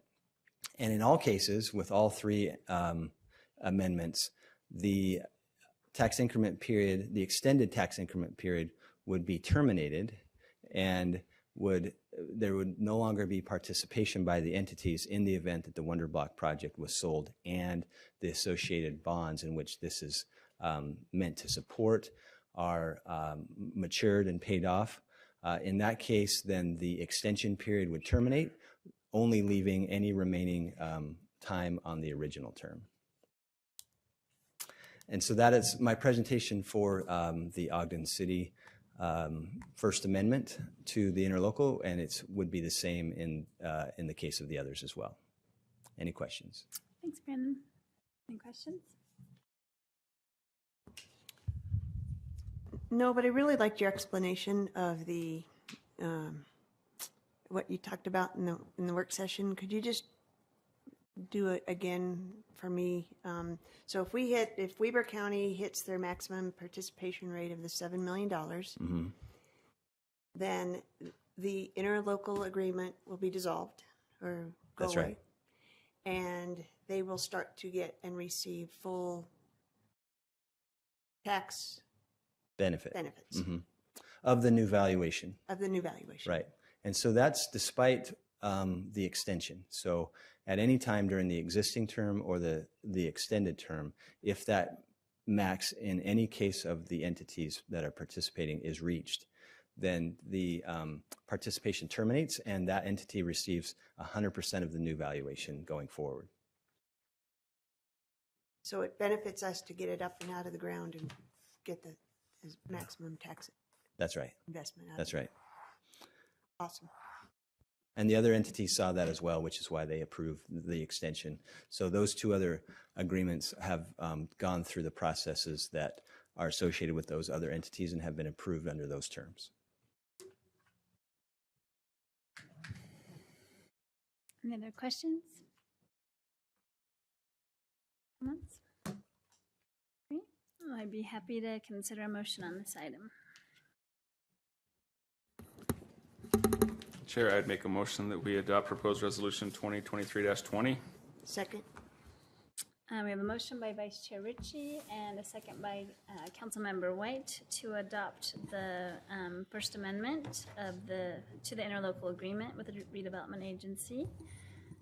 This is also a roll call vote. Councilmember Lopez. Aye. Councilmember Nadolski. Aye. Councilmember White. Aye. Councilmember Blair. Aye. Councilmember Heyer. Aye. Vice Chair Ritchie. Aye. Chair Chaburka. Aye, and that passes. Thank you. All right, up next we have public comments, and this is an opportunity to address the council regarding any concerns or ideas on any topic.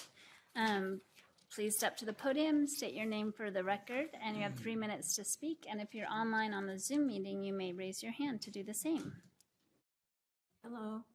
I'm Teresa Holmes, Ogden resident, and what I'm wondering, we need the big boy to come through here because it's a major event when it comes through, and it hasn't been here since 2019. And I'm wondering if the steam engine water spout is even working. Have they kept it flushed out or done anything with it? Because it can't stop here without the water spout. And as far as I know, I don't think they've kept it up. A lot of us have wondered that at Union Station while I was volunteering. We were all wondering, what are they doing with that? We haven't seen it flushed out in a while, you know? So anyway, if you want the big boy to come through here, Brandon, go check on it, okay? And also, that car wash, I love that car wash. I go to it about once a month. It's really expensive. And I will turn my radio off. Thank you. And a lot of people there, I think there is a thing, turn your radios down. There's signage there, but most people don't pay any attention to it. And I'm out dancing around my car, vacuuming, you know. And I never thought about the people that live there, you know. So anyway, we need to have the water spout checked, and we need to make somebody call up the big boy people and make sure they stop in Ogden, because that's a major event here. And if that isn't working, that's going to prevent us from getting them to stop. And that, everybody loves Big Boy to stop here. It's a major. And also, we still need our museums, and we're not giving up. Okay? Got it? Okay. Glad you're feeling better. Any other comments?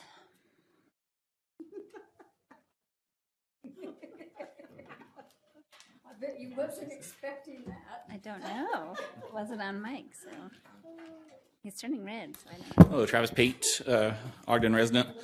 I have addressed and brought to the point the Jefferson Avenue, when bus rapid transit was being put in, the heavy construction and vehicles went down there. A lot of the historic elements were damaged. So far, one crosswalk has been replaced because of their actually cut through that that investment. But so the pavement and other things have not been repaired. The sinkholes from the heavy equipment.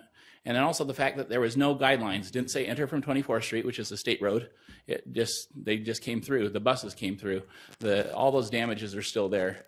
The stop signs, which were originally black to match the neighborhood, are the corrugated steel. Still not repaired. So it took 7 years to fix my light, so I hope it doesn't take 7 years to fix the road. And administration was here for all 7 years.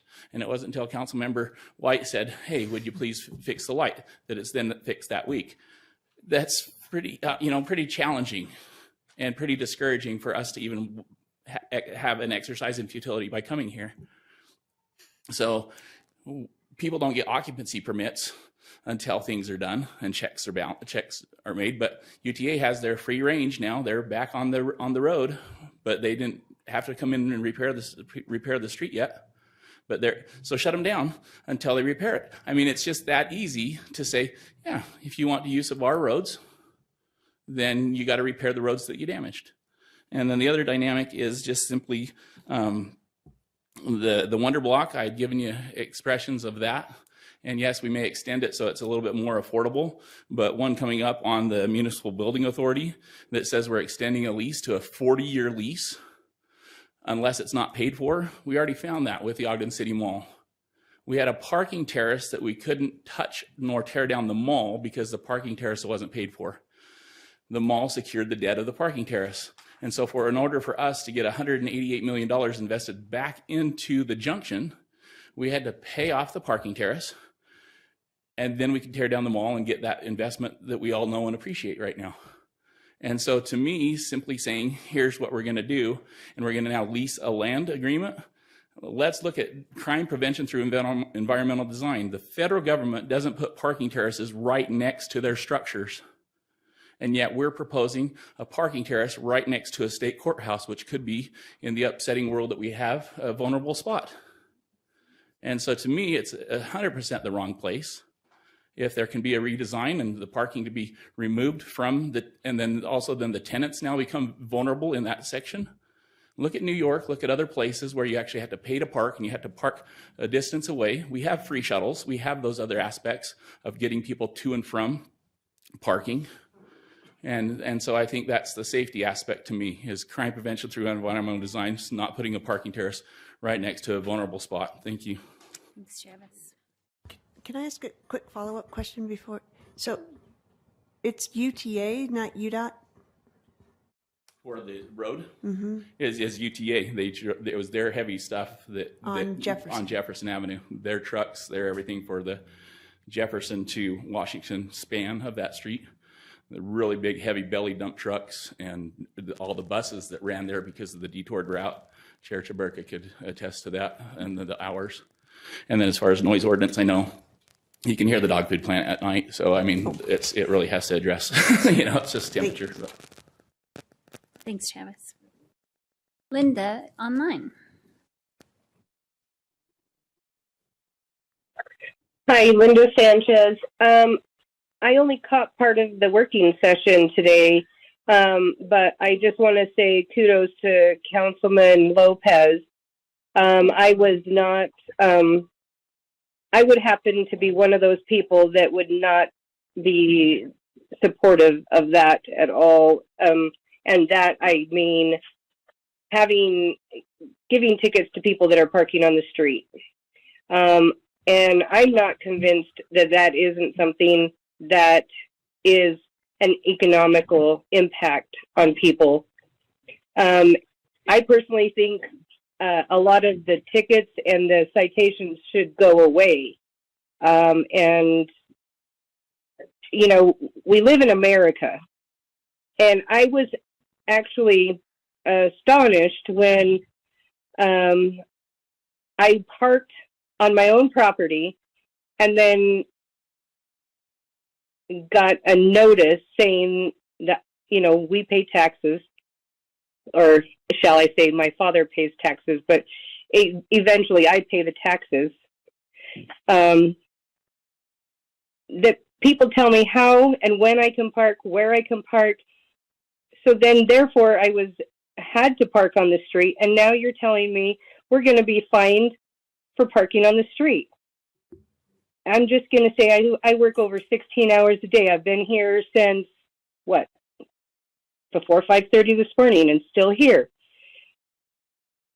And if perchance I have to do that, like literally I'm here as a nurse, do you really want your loved one in a place where a nurse is worried about going home and moving a stupid car or something like that just for a fine or something? I think we have some priorities wrong. I think there needs to be some kind of adjustment.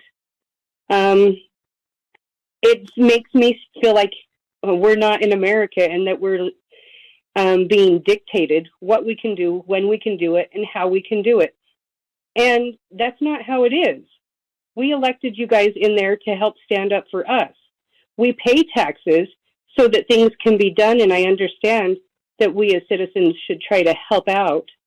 And I do appreciate the roads being done, but there's got to be some kind of something where it's like, if I move it on my yard, I'm going to be fined. If I move it in the street, I'm going to be fined.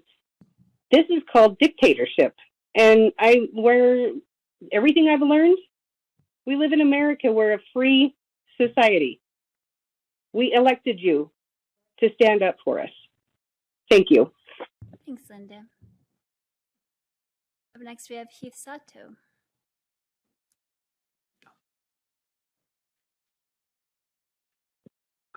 Hi, 2049, 2058. The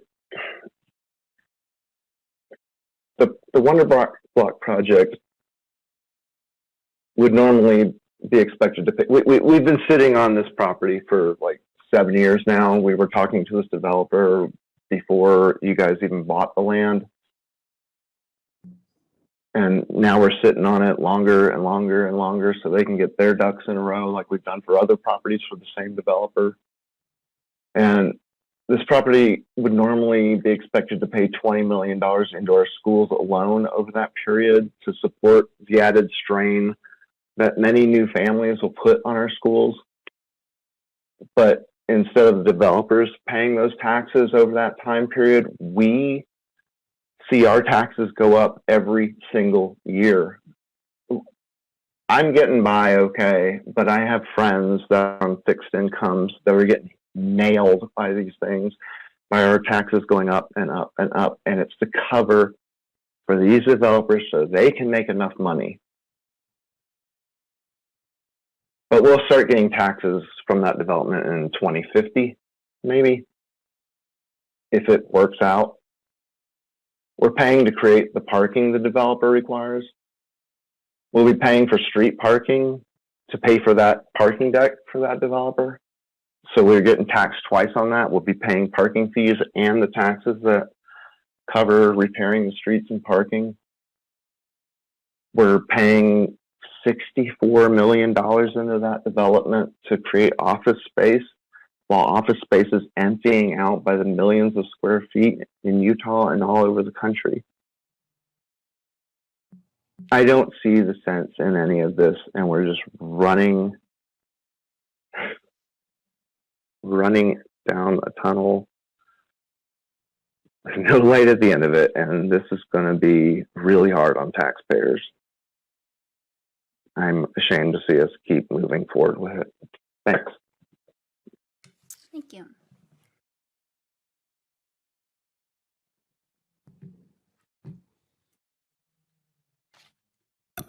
Angel Castillo, Ogden resident.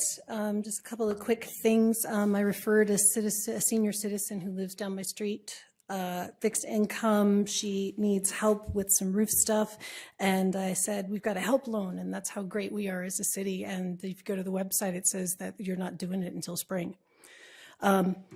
Yeah, so, and again, circling back to the 34K reduction in HUD, is like, well, that's just the way we have to do things. We're just adjusting it. That I don't find that an acceptable answer, and I don't think you should either, when we have seniors who can't access HUD or help loans and this whole thing of overage, underage. Yeah, but the point is that if it's over in another department, like, I can't remember off the top of my head, but there's 2 that are over. And that money should be rolled into the HUD, in my opinion. I completely agree with Councilmember Heyer that the noise ordinance is woefully inadequate. And there needs to be a good investment into that to make sure that people know what they can do and where they can do it.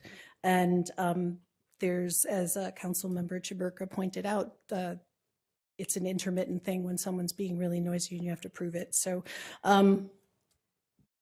maybe not removing all high impact, but removing car washes as an approved use in C2, CP2. And in answer to your question, Hesperia and St. George have put the moratoriums on car washes. And because we have water challenges, we should be thinking about it too. It's not just business.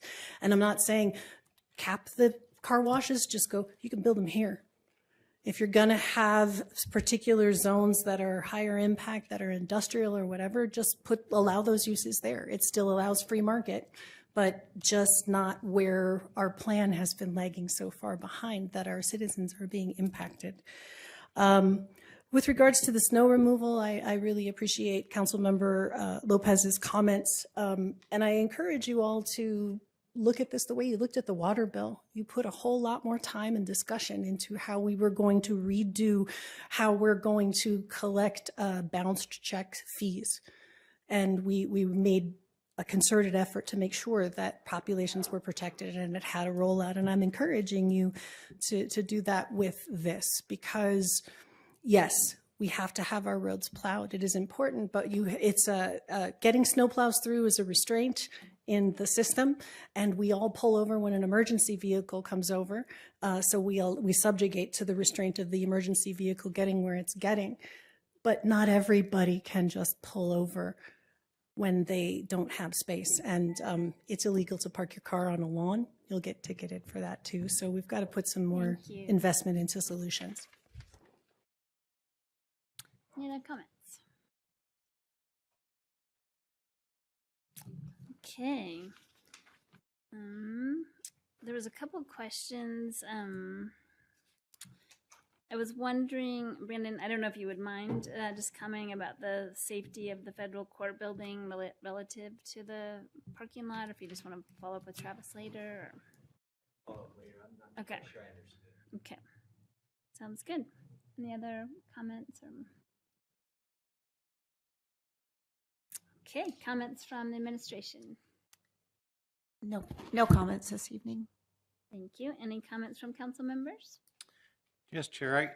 I've had a few people ask me about a complex issue that's going to be on our ballot, the bond referendum for the jail.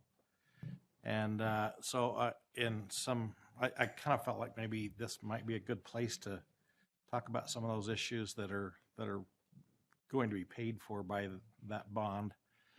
And I would encourage anybody that's interested in this thing or is confused, contact the sheriff's department, and they will arrange a tour of the jail for you. And there's several people, several of us council members that have taken the Citizen Police Academy, and got to view some of those things, and it is fascinating to see what they do with the limited resources that they currently have.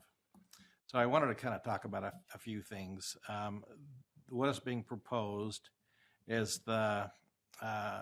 be providing constitutionally required medical and mental health services for a more secure transport center for inmates and a designated space for video court. And that's kind of a thing that the sheriff stressed a lot, is this video court is going to save a lot of travel time, travel miles, work hours, because they don't have to then go down to St. George and pick up an inmate, bring them back, and then have them for court for a few minutes, and then take them back to St. George and then get their officers back. Those are the kind of things that are currently going on without this video court. They're getting an additional building for administrative offices and community release programs for inmates. The other thing that I think is really important that's gonna be a game changer for our jail is they're gonna do an expansion of the medical triage. Currently, they have. Let's see. Let me read this so I don't get it wrong. This will give us 48 medical and mental health beds, and they currently have 6 beds for over 800 inmates. And a lot of the times there's a big need for this mental health issues in the jail. And the 12th Street facility would have an additional 48 medical and mental health beds, and the Weber Justice Center would have 224 beds for the work and community release, increasing the total capacity between both facilities to 1,160 beds. Community release programs will be consolidated into one location, reducing the cost of securing staff. The work release program will be relocated from the Kiesel facility, which is right here, our neighbor, to the Justice Center on 12th Street. The Community Release Program Center will be able to host more community partners. So people have asked me this as well. How do you justify all that? I think for me myself, I think we don't really have a choice unless we really like having crime in our neighborhoods. This is going to help a lot. Listening to our own chief kind of complain a little bit about when they pick up someone and take them to the jail and they don't have room there, so they immediately release them, and that's problematic, I think. So the cost for this has been figured out is $4.51 per month on a $468,000 home. The average home price in Ogden is less than that. The businesses would pay an additional $8.20 a month based on a $468,000 value of a business. I hope that helps you people understand what's really being paid for with that. There isn't a bunch of blue sky in there, a bunch of unneeded things that the sheriff is just trying to get a facility that will serve the needs of the department and the municipalities that feed into it. So that's my comments about that. Thank you. Any other comments? I was just noting that there is going to be a celebration, a ribbon cutting and a celebration for the 100 years of the Union Station. And you can find more information about that on the Ogden Union Station Facebook page, or I'm sure their website. But there'll be a celebration from 12 to 6 on November 22nd. So that's very exciting. Would anybody like to call to adjourn? So moved. Second. We have a motion by Councilmember Hires, second by Vice Chair Ritchie to adjourn this meeting. All in favor? Aye. Any opposed? Thank you. We'll get ready for the next meeting.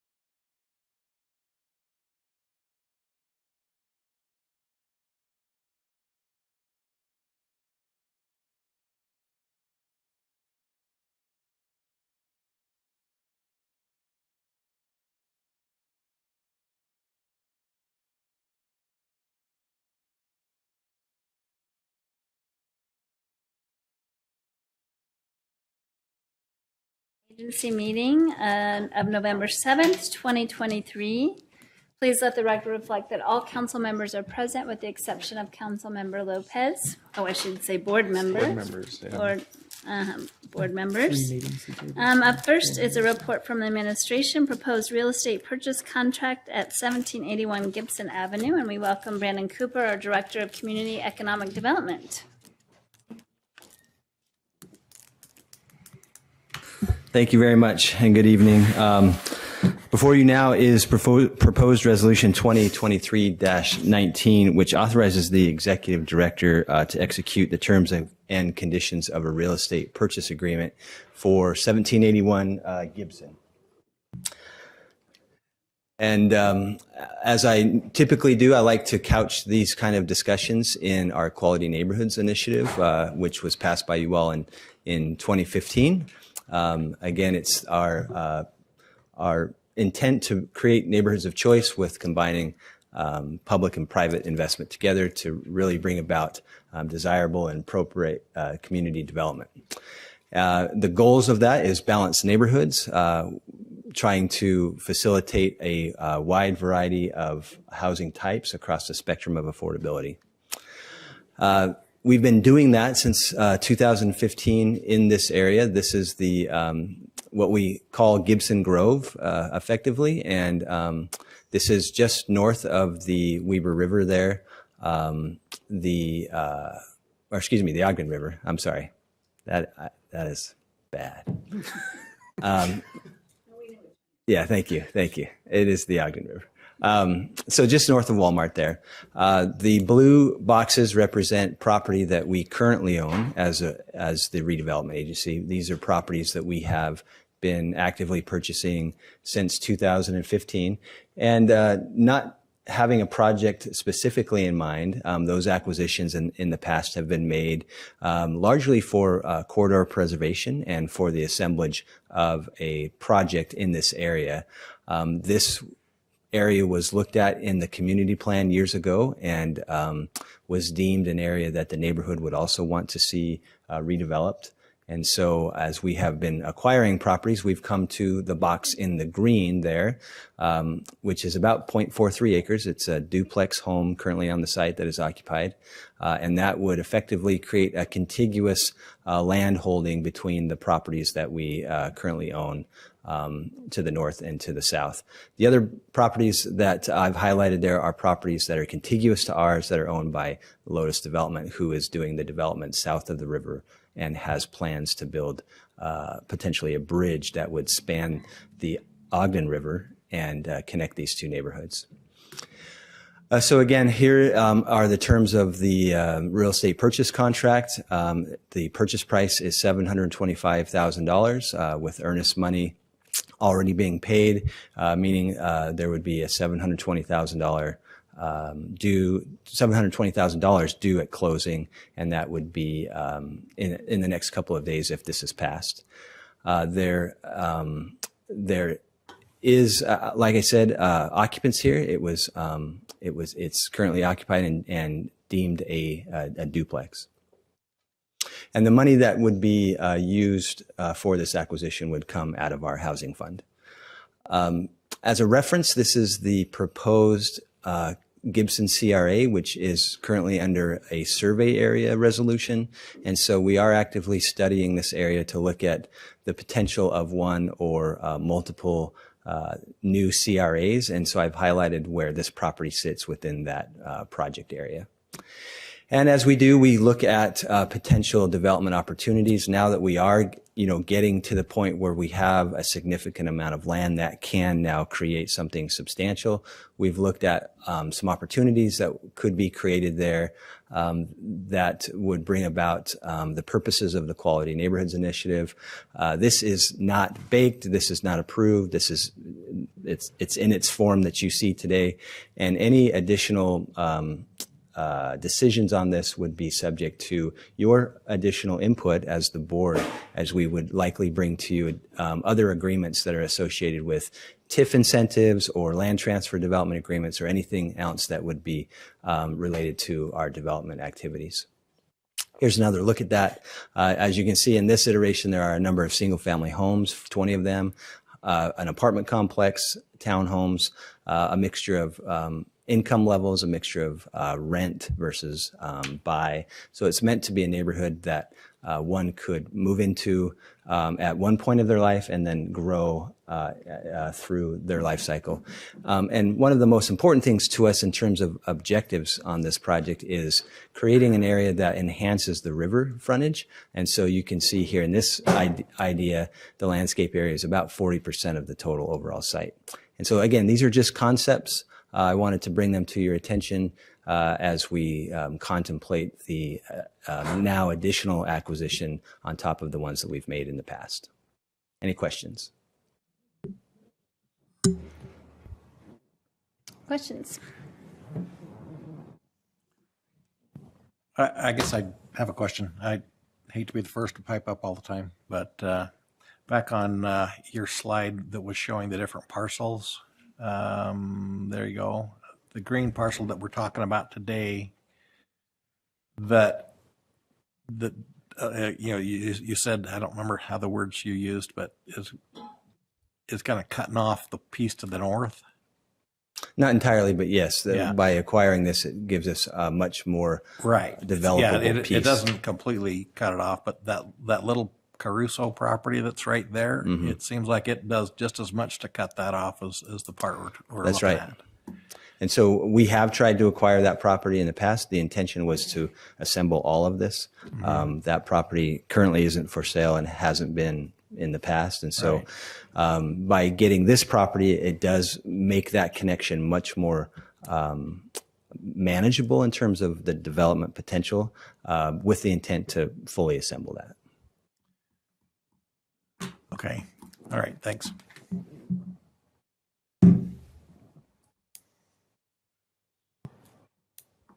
Brandon, can you remind us of the market value on the property? I believe that was transmitted previously. Do you have that in your packet now?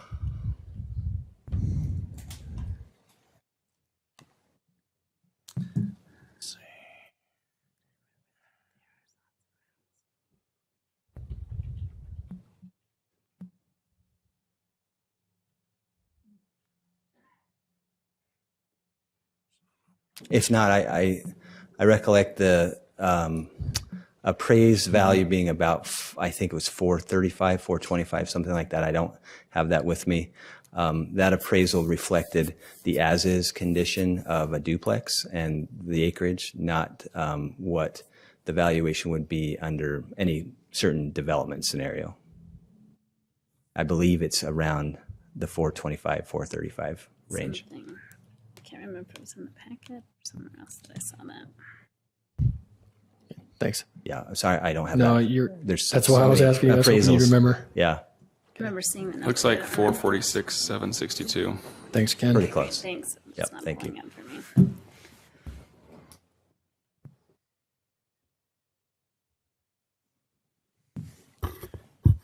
Chair, I don't have a question, but I would like to thank Brandon for the numerous meetings we had on this topic and for the not only explanation but education of what this could be and what we're trying to do. So and what we can do. So I appreciate the time that you took to educate us on this and the opportunity you gave us to have input in the path moving forward. So I'm sure this was not the easiest way to go about it, but I do appreciate the way you did go about it to bring us along and to let us know not only what the decision we can make, but also what we can do once we make a decision. So I do appreciate the time and effort you put into this. Thanks. I agree. Yeah, I was gonna kind of, to back that up, I appreciate the conversations we've had about the potential of the area.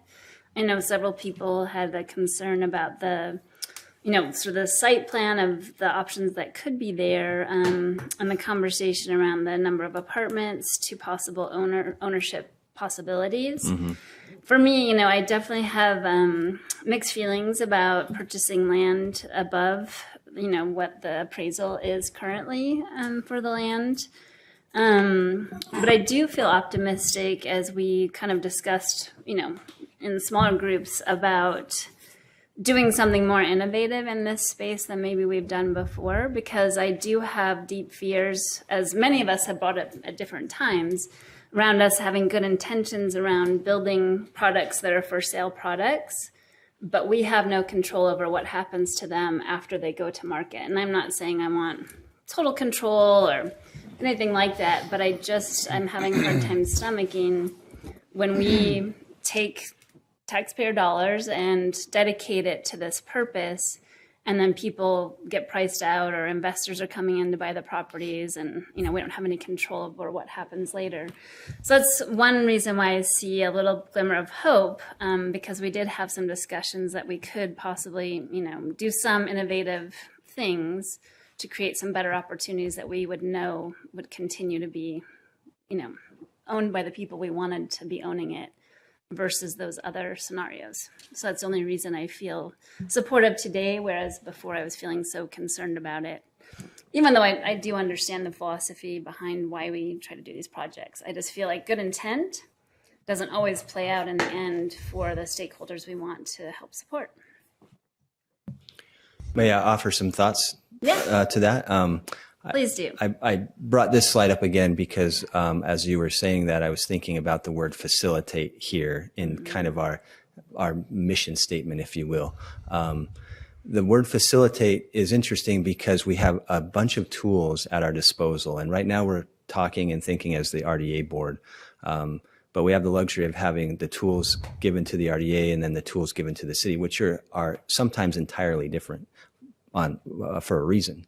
And so that word facilitate is interesting because we have the tool of policy to help create a balanced neighborhood. And we do that quite often when we're looking at land use policies and those kind of things. We have the tool of building things ourselves, which we've done and continue to do and have offered those to families across the income spectrum. There is no doubt that our housing programs are best in class. I think that's undisputed. We also have the tool of incentive to incentivize others to do the things that they otherwise wouldn't do, but would do in the event of some additional help. And so that's pretty exciting. And so the as we've talked for so long in so many different ways, it all starts with, in the case of doing it ourselves, the acquisition and the control. Yep. And sometimes there's a price for that. And as you look at the price going in versus the value coming out, those are the equations that we look at as we make our decisions. And so I just wanted to highlight all of the tools that we have and the fact that it's working. There's a lot of talk about ownership versus rental right now. Some of it is misplaced. I just sent some information to Janine today. She may share that with you if she hasn't already. Currently, that under review, approved, or have been approved in the past year, we have 303 units, whether single family or townhomes, that have been platted for ownership.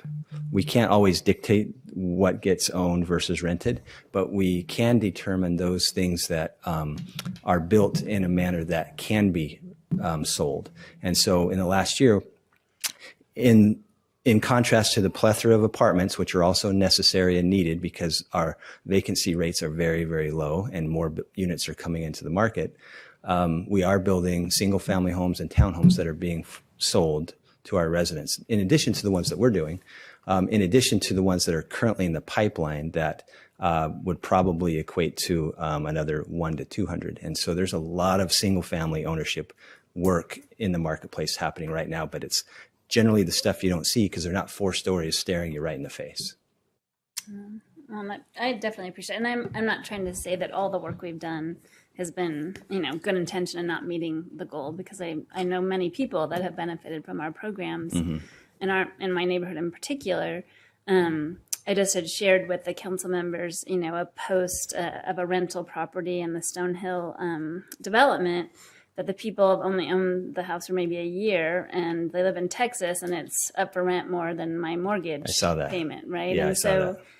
well, that's not exactly what we were going for. I don't know that personal story, and I'm not going to go there, but that's not exactly what I was hoping to come out of the Stonehill project. Obviously, there's a lot of people that live there that it's benefiting them greatly. So, Brandon, I think you mentioned we started acquiring properties back in 2013. Is that right? Or 2015. And so some of those properties that we've owned now for some time, obviously with real estate prices going up, would it be safe to say that some of those that we purchased, that we've seen appreciation in the values of those based on, or over and above what we've paid into those? Yes. So I don't have that slide, but the overall aggregate per square foot cost to us of the blue parcels is below market because the earlier purchases were done at such a low rate. This one is above appraised value, but I mentioned that there's a little discrepancy between that. But even so, the total aggregate is still well within a reasonable level that something can be done here in terms of the economics. Yeah, okay, thank you. I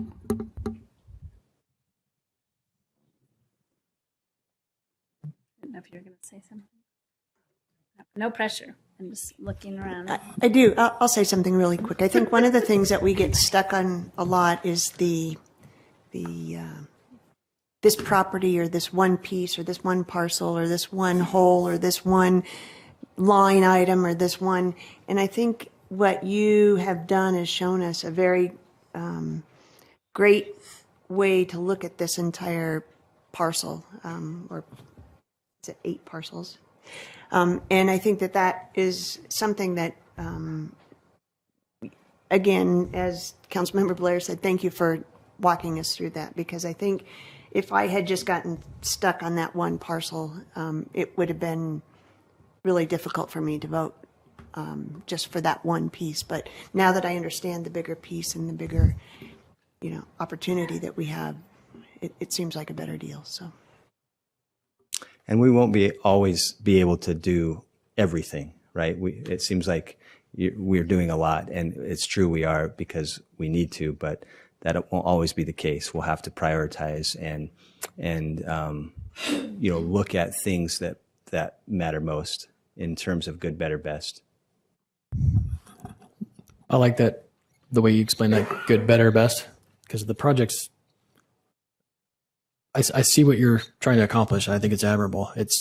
We're trying to consolidate as much property as we can to make to take a good project to better or a better project to best. I think we're already sitting at better. And I think what you're proposing is best. That's right. And so for me, it's not a matter of right and wrong. It's a matter of what we can and can't afford. And I don't think anybody's wrong on what's decided. It's just a matter of opinion as to what we can afford, if we can afford to do the best project possible or not. So I do see the rationale for development value being more than market value. Again, I think it comes to an individual decision for us as to whether we're willing to pay that amount to take this project to that next level or not. This project, more than any, has begged that question for me. Like going into it from the start, what can we realistically afford? How far can we take it? I mean, how many of these other parcels to the west would we wish we could do to and make a more contiguous, bigger, better, best project, right? There's a road in between. That's why we stopped there. Okay, but you get my point. Yeah, and then yeah. there's a river, and then there's a railroad. Great. Yeah. No, I tend to agree. And, as we look at that word facilitate again, whatever the decision is tonight, as we look at how now to move forward with the land that we own and potential land that we would buy in the future, I just want to reiterate that decision, should be a joint decision between administration and the council or the board for the benefit of the citizens of Ogden and to meet the goals of quality neighborhoods. But that means that we're in the driver's seat. There's many, many options as to how we can facilitate the needs of the city with the ownership of this land, up to and including selling it to someone else and getting potentially our money back and then some. So all of those things are still at your discretion. Chair? Yep. This drawing you've got, it does include that Caruso property that is not currently for sale. Are we proposing to hang on until that does, or what's the plan? I'm sorry, I'm not quite sure. You're That saying little, that little piece of property is north of the one that we're talking about tonight. You're saying this doesn't include or does? Well, did we build around it? No, this includes the acquisition of that. Yeah. Okay. Yeah. So again, when you concept, you look at the best scenario, and so this plan would contemplate the acquisition of all of that property. So I know this isn't being approved tonight, but is that your intention that we hang on to what we currently have until we can get that, or what's the plan? No, I think that I think the time has come that we start to get this plan in place. There's a number of, or a plan for this property, not necessarily this plan, but I think the timing is right to start with the steps that are necessary. There's a potential rezone that might be needed. There's the creation of the CRA. All of those things we're working on. Obviously, we've started doing concept planning. So I think the time is now to look at development from the river north, and in doing so, phasing it to the point where by the time you get to that piece. Now, it does create a situation where there is a holdout, and that drives cost up, and we're aware of that. Which is why I think it's all the more important that this property is acquired, because it does create more of a connection around the holdout piece. Yeah. I'm still seeing Mr. Ferguson in the Up movie. Yeah. Here. So it's always a risk when you do multi-year assemblage. It's tough to keep it a secret. Okay, well, I think we're going to take some public comment on this, or public input on this item, since we didn't have a chance to at the last meeting when it got continued. So if you'd like to make comment about this item in particular, please step up to the mic and state your name for the record, and you have 3 minutes to speak. If you're online, it looks like Keith Sato's already ready. You can raise your hand online, and you'll have 3 minutes to speak. We might as well start with Heath tonight, since he's usually last. Hi, Heath Soto, Ogden resident. Thanks for taking comment on this. I just wanted to make a point about one of the last things said about this, that we might even sell this property to a developer in the end for profit. And I just wanted to remind you that at Wonderblock, we were already talking to a developer before we even bought the land. And that developer is now getting all these bonuses and all this money. And at that time, we took $1 million out of our sewer fund to purchase Wonderblock along with other money. And we were also told that exact same line, that we would probably recover that money when we sold the land to a developer. And now we're in for over $100 million on that development out of taxpayer money that we could use on other things. So I had some hesitancy about what you're being told. Thanks. Thanks. Any other comments?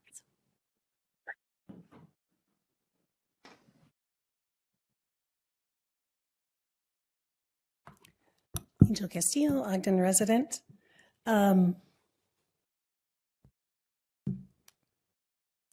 Acquiring property is important if we are going to be doing what I appreciate Chair Chaburka lifted up about new and innovative solutions. And there are ways to have control. Community land trust, encumbrance, if you stop and think about our partnership at the BDO, there's no reason why you can't do housing like that, where we bring the land, there's a public-private partnership, and because a city doesn't make a profit, we drag below market rate whatever our share we're being reimbursed for from bringing the property. Plenty of cities are doing this. It's not brand new. This has been happening for quite some time because everybody's hurting for housing.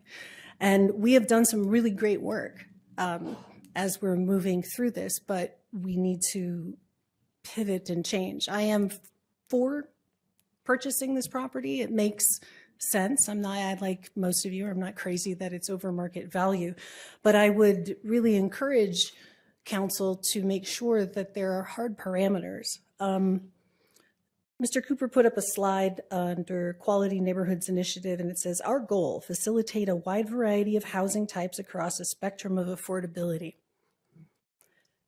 If that was your goal for your corporation, it doesn't have any teeth. It doesn't have any metrics. It doesn't have any milestones. You can't measure that. You can't see how well we're doing. And again, we have done some great things, but we are at a point with our economy and our housing problem and recidivism and homelessness. I mean, they're all intertwined. It's a three-legged stool.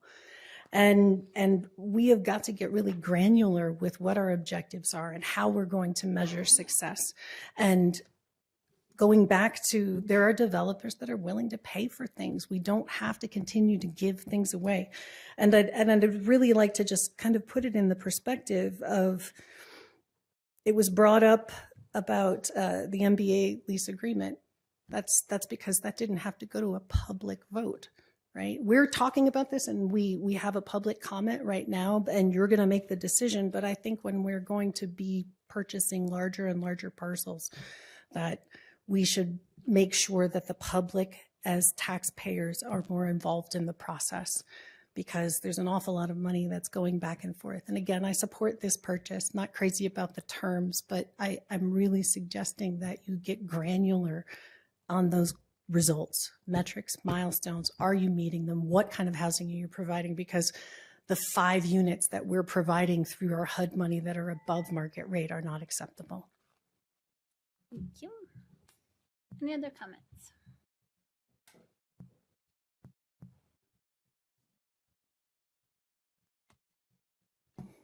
Hi, Travis Pate, Ogden resident. The dynamic that I see, which is kind of neat, because I actually had the opportunity during my internship to work on the Ogden Riverfront Redevelopment Project area, which was 18th to 20th Washington to Wall.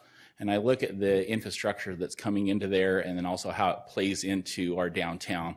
Phenomenal.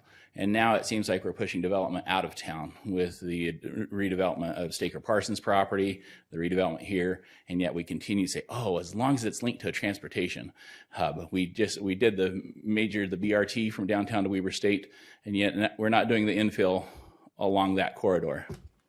Something seems a little backwards.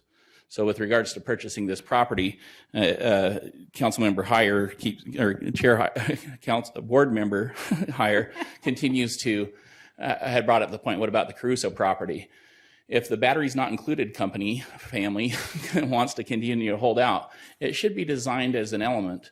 If we had the Jefferson townhomes to do over from 30 years ago, would we as a city have torn down the Warren Wattis home? Let's see, the builders of the Hoover Dam, the Grand Coulee Dam, the Alaskan Highway, the Western Infrastructure during the 30s, and yet we bulldozed his home to put the Jefferson townhomes in.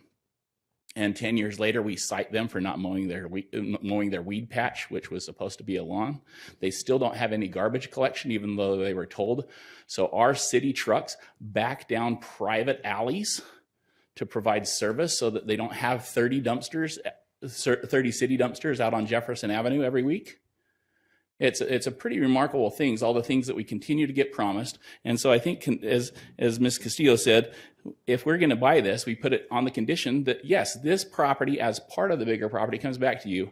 Because as soon as you buy it, it goes over to the chairman of the board, so to speak, and he just sells it or incentivizes it or takes it completely away from you guys.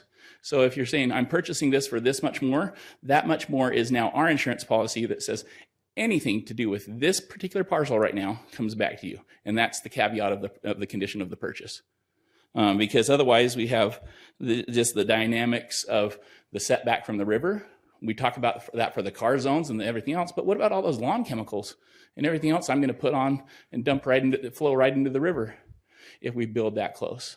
We're talking about the northern portion of the river, the shade from the Lotus on phase 1 or in phase 2, and if we're trading it to Lotus, no, it's going to be the best and most economical use, which is high-rise development. It's not going to be the single-family home. So if we purchase this, I'd say the caveat says any decision with this particular parcel comes back to this board before the executive director surpluses it. And so I think that's the caveat to me that I would say, because we have to protect it somehow. Thanks, especially because we just got the award this year, again, recognizing the river restoration. And that's a champion thing. So thank you for that too. Thank you. Any other comments? Okay. Any other discussion or questions? I did just want to follow up. I can't figure out where Brandon went. Oh, he's back there. Sorry. So if we buy this property as the RDA, it would come back to us if there were any other changes. Is that correct? Just to clarify. Selling or anything like that, if we purchase this. Right. So under the rules of the RDA, the property transactions all come to the RDA board in terms of any conveyance. So sell, if it's tied up into a land transfer and development agreement or in a participation agreement. What isn't typical is the formation of the concept plan or the final plan, so to speak. And so that's something that I've committed to you in this meeting and in previous meetings that I feel like we should be doing together. You don't see site plans in terms of the council role that you have. You would see subdivisions and you would see any project area plan that's associated with this on the RDA side. So there's, I think, a lot of opportunities for the board and the council to see what's happening and to have input, and we would commit to additional interaction for sure. Thank you. Any other questions? Yeah, I think what you just hit on is called alignment, right? Doing it in real time and real work and in the real actual out in the open. And that's what I think that we're missing, because I think these properties are the opportunity to have control. These are the properties where we get to choose the value for people. And so I've been struggling with this one for a while because the terms aren't great. The further we get to the end of the project and up on that north peak there, the lower that value proposition gets. But, so I'm trying to think about the way Marcia mentioned, instead of looking at the one piece, I'm trying to look at it holistically. But the value all comes down to how we develop this project as a whole. Absolutely. I mean, it's everything to do with it. And so moving forward, and this is kind of a cultural thing between council and administration, is we need an administration and council and an RDA that achieve that alignment before the plan is drawn up. And I think, and the developers I've talked with, they want that too, because they're tired of getting to the end and running into disagreement. So that alignment early on is going to be critical moving forward. And as this project's bringing to a head, I'm starting to hear a lot of shared values in terms of what we want to see achieved on this property and others like it. So it makes it doable to overpay, but it's a real sticking point for me. So I'm really struggling with that. I agree. But it's like, it's really nice when all of our decisions are really objective. Sometimes they're not. Right? Sometimes it gets a little in that subjective zone, and that's where we find ourselves right here. No, it's your time.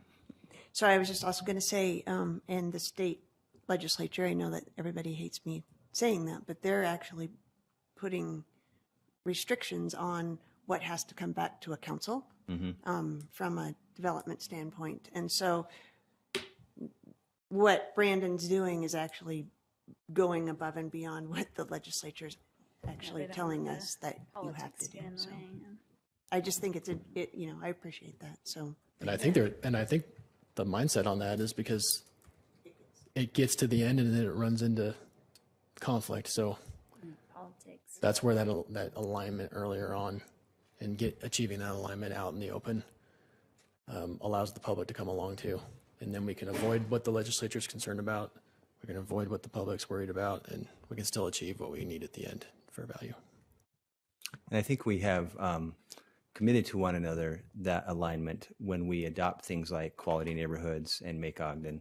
But then in the implementation of those values, in the case of a particular project or whatever, that's where the two sides of government can operate much more functionally, I think. And so we've always had that feeling. We've always wanted that connection.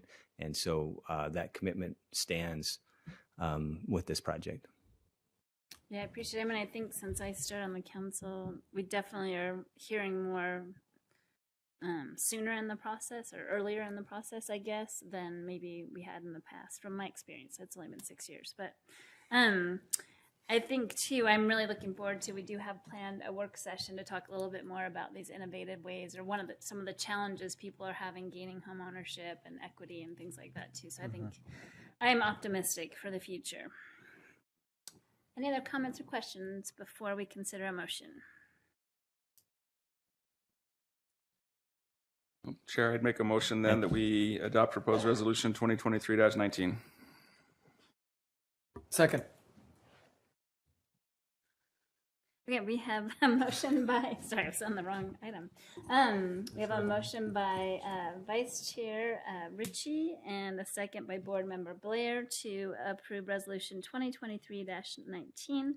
This is also a roll call vote. You're getting plenty of work over there tonight. Board Member Nadolski. Dang it. Sorry. Random. Yes. Board Member White. Yes. Board Member Blair. Yes. Board Member Heyer.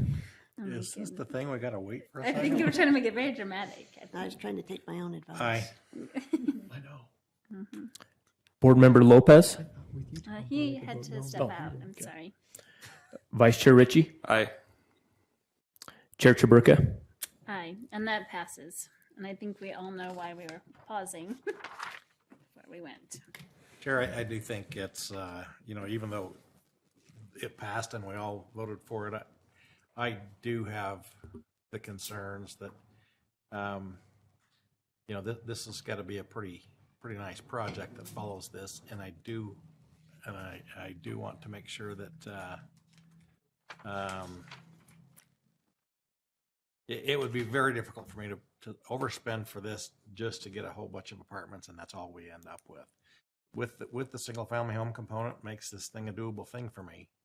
And so that's why I voted for it. Yeah, I don't like paying more than the property is worth.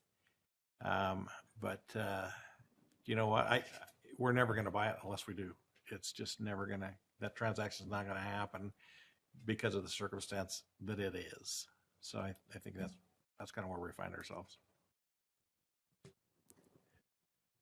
Yeah, so obviously the pause was not for dramatic reasons. It's bona fide struggle on the decision. It's a hard one. It's not super straightforward. I'm really hung on how few opportunities we have to leverage this body to deliver for what people need. And, you can't square market values being beyond attainability for people without someone somewhere taking a hit if we're trying to lower that level of that threshold for attainability. But I feel better about doing it if that value and that wealth and that equity can stay with people here in Ogden. And so there's the silver lining is in the development. It's how it's done, and it's what we get for that value, where I think I can justify or rationalize that cost. But if we were just handing it over as an incentive and to a developer and getting apartments for it, I couldn't do that. So to me, this is about providing opportunities for home ownership that people can afford. And I think that's a possibility with it. So. Any other comments? Okay. Well, up next, we have Brandon Cooper, the director of our Community and Economic Development Department, to talk to us about the proposed extension of the Continental Community Reinvestment Project area. It's a long title. Thank you very much. Same one as the work session. Okay, great. Yep, perfect.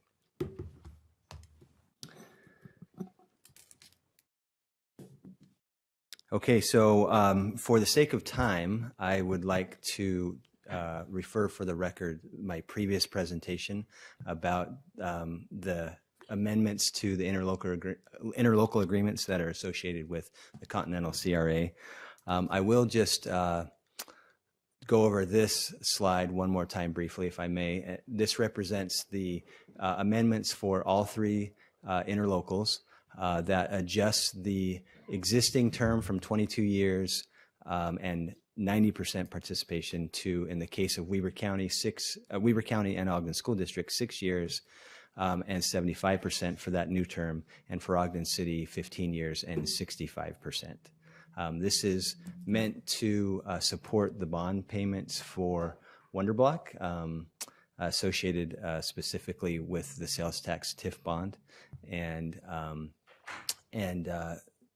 in the case that Wonderblock is sold prior to the expiration of the extended term and the bonds are paid off, then the Wonderblock would actually return to 100% taxability, and all of the entities would receive the full benefit of the valuation. And so, again, referring to the full presentation in the City Council meeting, I would recommend you approve resolutions 2023-20, 2023-21, and 2023-22.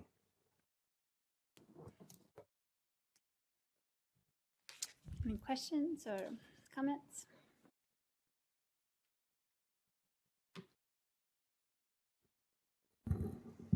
I do have, it seems as though all of these things are so intertwined with each other. I wondered if we could, if a single motion can work for this.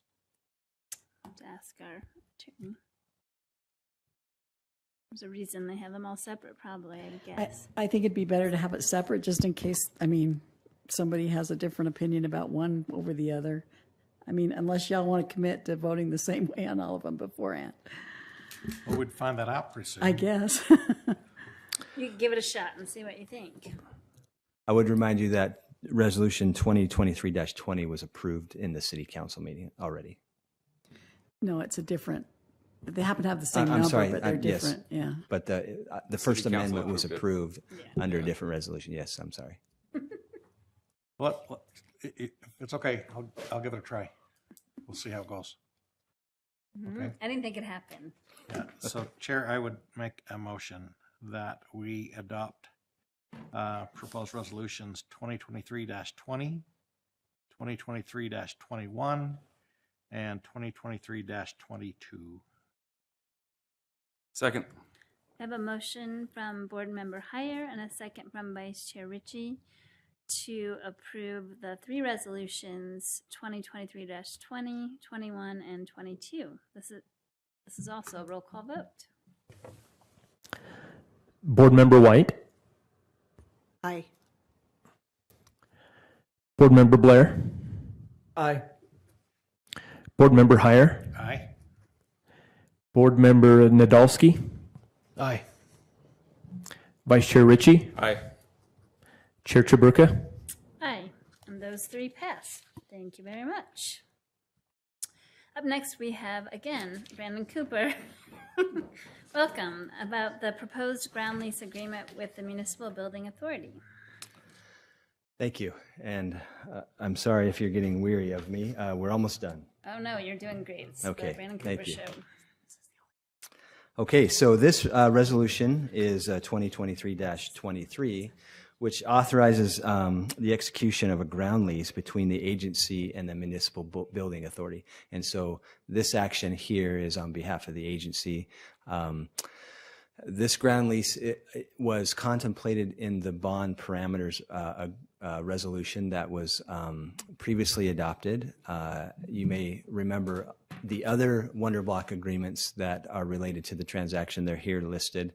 In the bond parameters agreement, there was contemplated a lease between the bond holder, which in this case is the MBA for the lease revenue bonds, the parking structures, and the managed parking system, with the RDA being the landowner. And so we have to facilitate a lease between those two entities in order to conduct the work of the bond.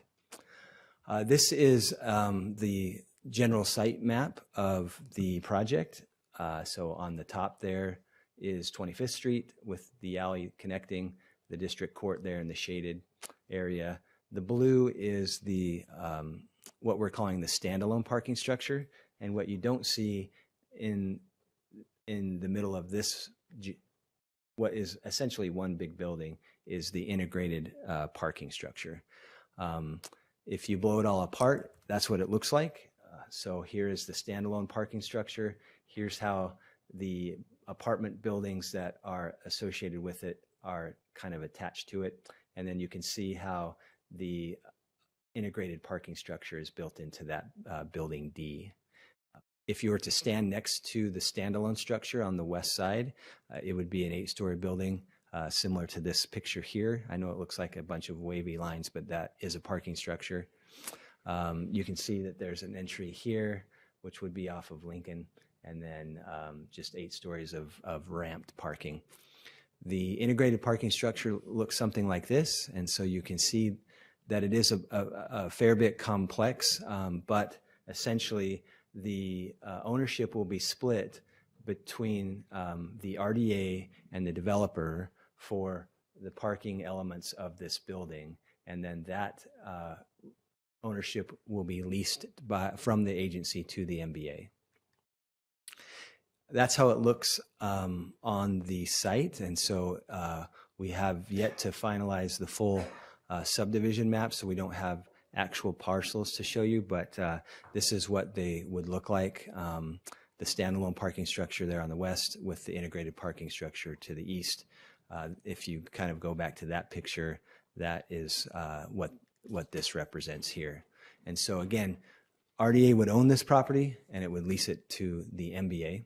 And there are certain key terms within the MBA, within the lease that are important. And essentially, these are meant to guide the agency in its ownership over the term of the lease, as well as the MBA as a lessee, and what can and can't be done in related to termination, additional encumbrances that the agency might think of. It does set a rental fee for $1 for the term of the ground lease, and it sets the maintenance of the property by the building authority. And so this is all, the convenient thing about this is all governed by you all in the role of either the building authority or in the role of the RDA. Any questions? Questions?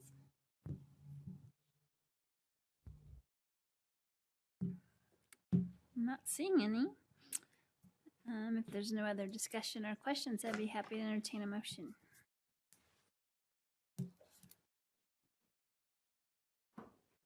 Make the motion that we adopt proposed resolution 2023-23. I'll second. I have a motion by Board Member White, a second by Board Member Heyer to adopt resolution 2023-23. This is also a roll call vote. I'll be first this time. Board Member Blair. Aye. Board Member Heyer. Aye. Board Member Nadolski. Aye. Board Member White. Aye. Vice Chair Ritchie. Aye. Chair Chaburka. Aye, and that passes. Thank you. Any comments from the Executive Director? None at this time. Get to be the president next, so that'll be really fun. Any comments from board members? Okay, Motion to adjourn. Great. Second. Motion by Vice Chair Ritchie and a second by Board Member Heyer to adjourn. All in favor? Aye. Aye. Any opposed? Thank you. We just have one more meeting to go.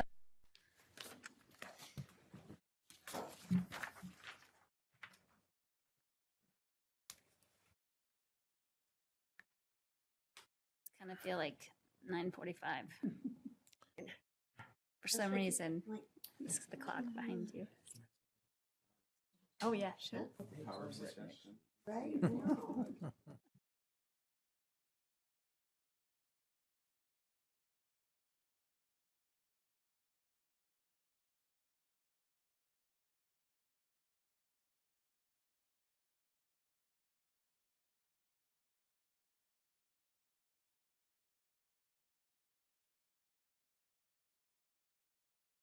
Of November 7th, 2023.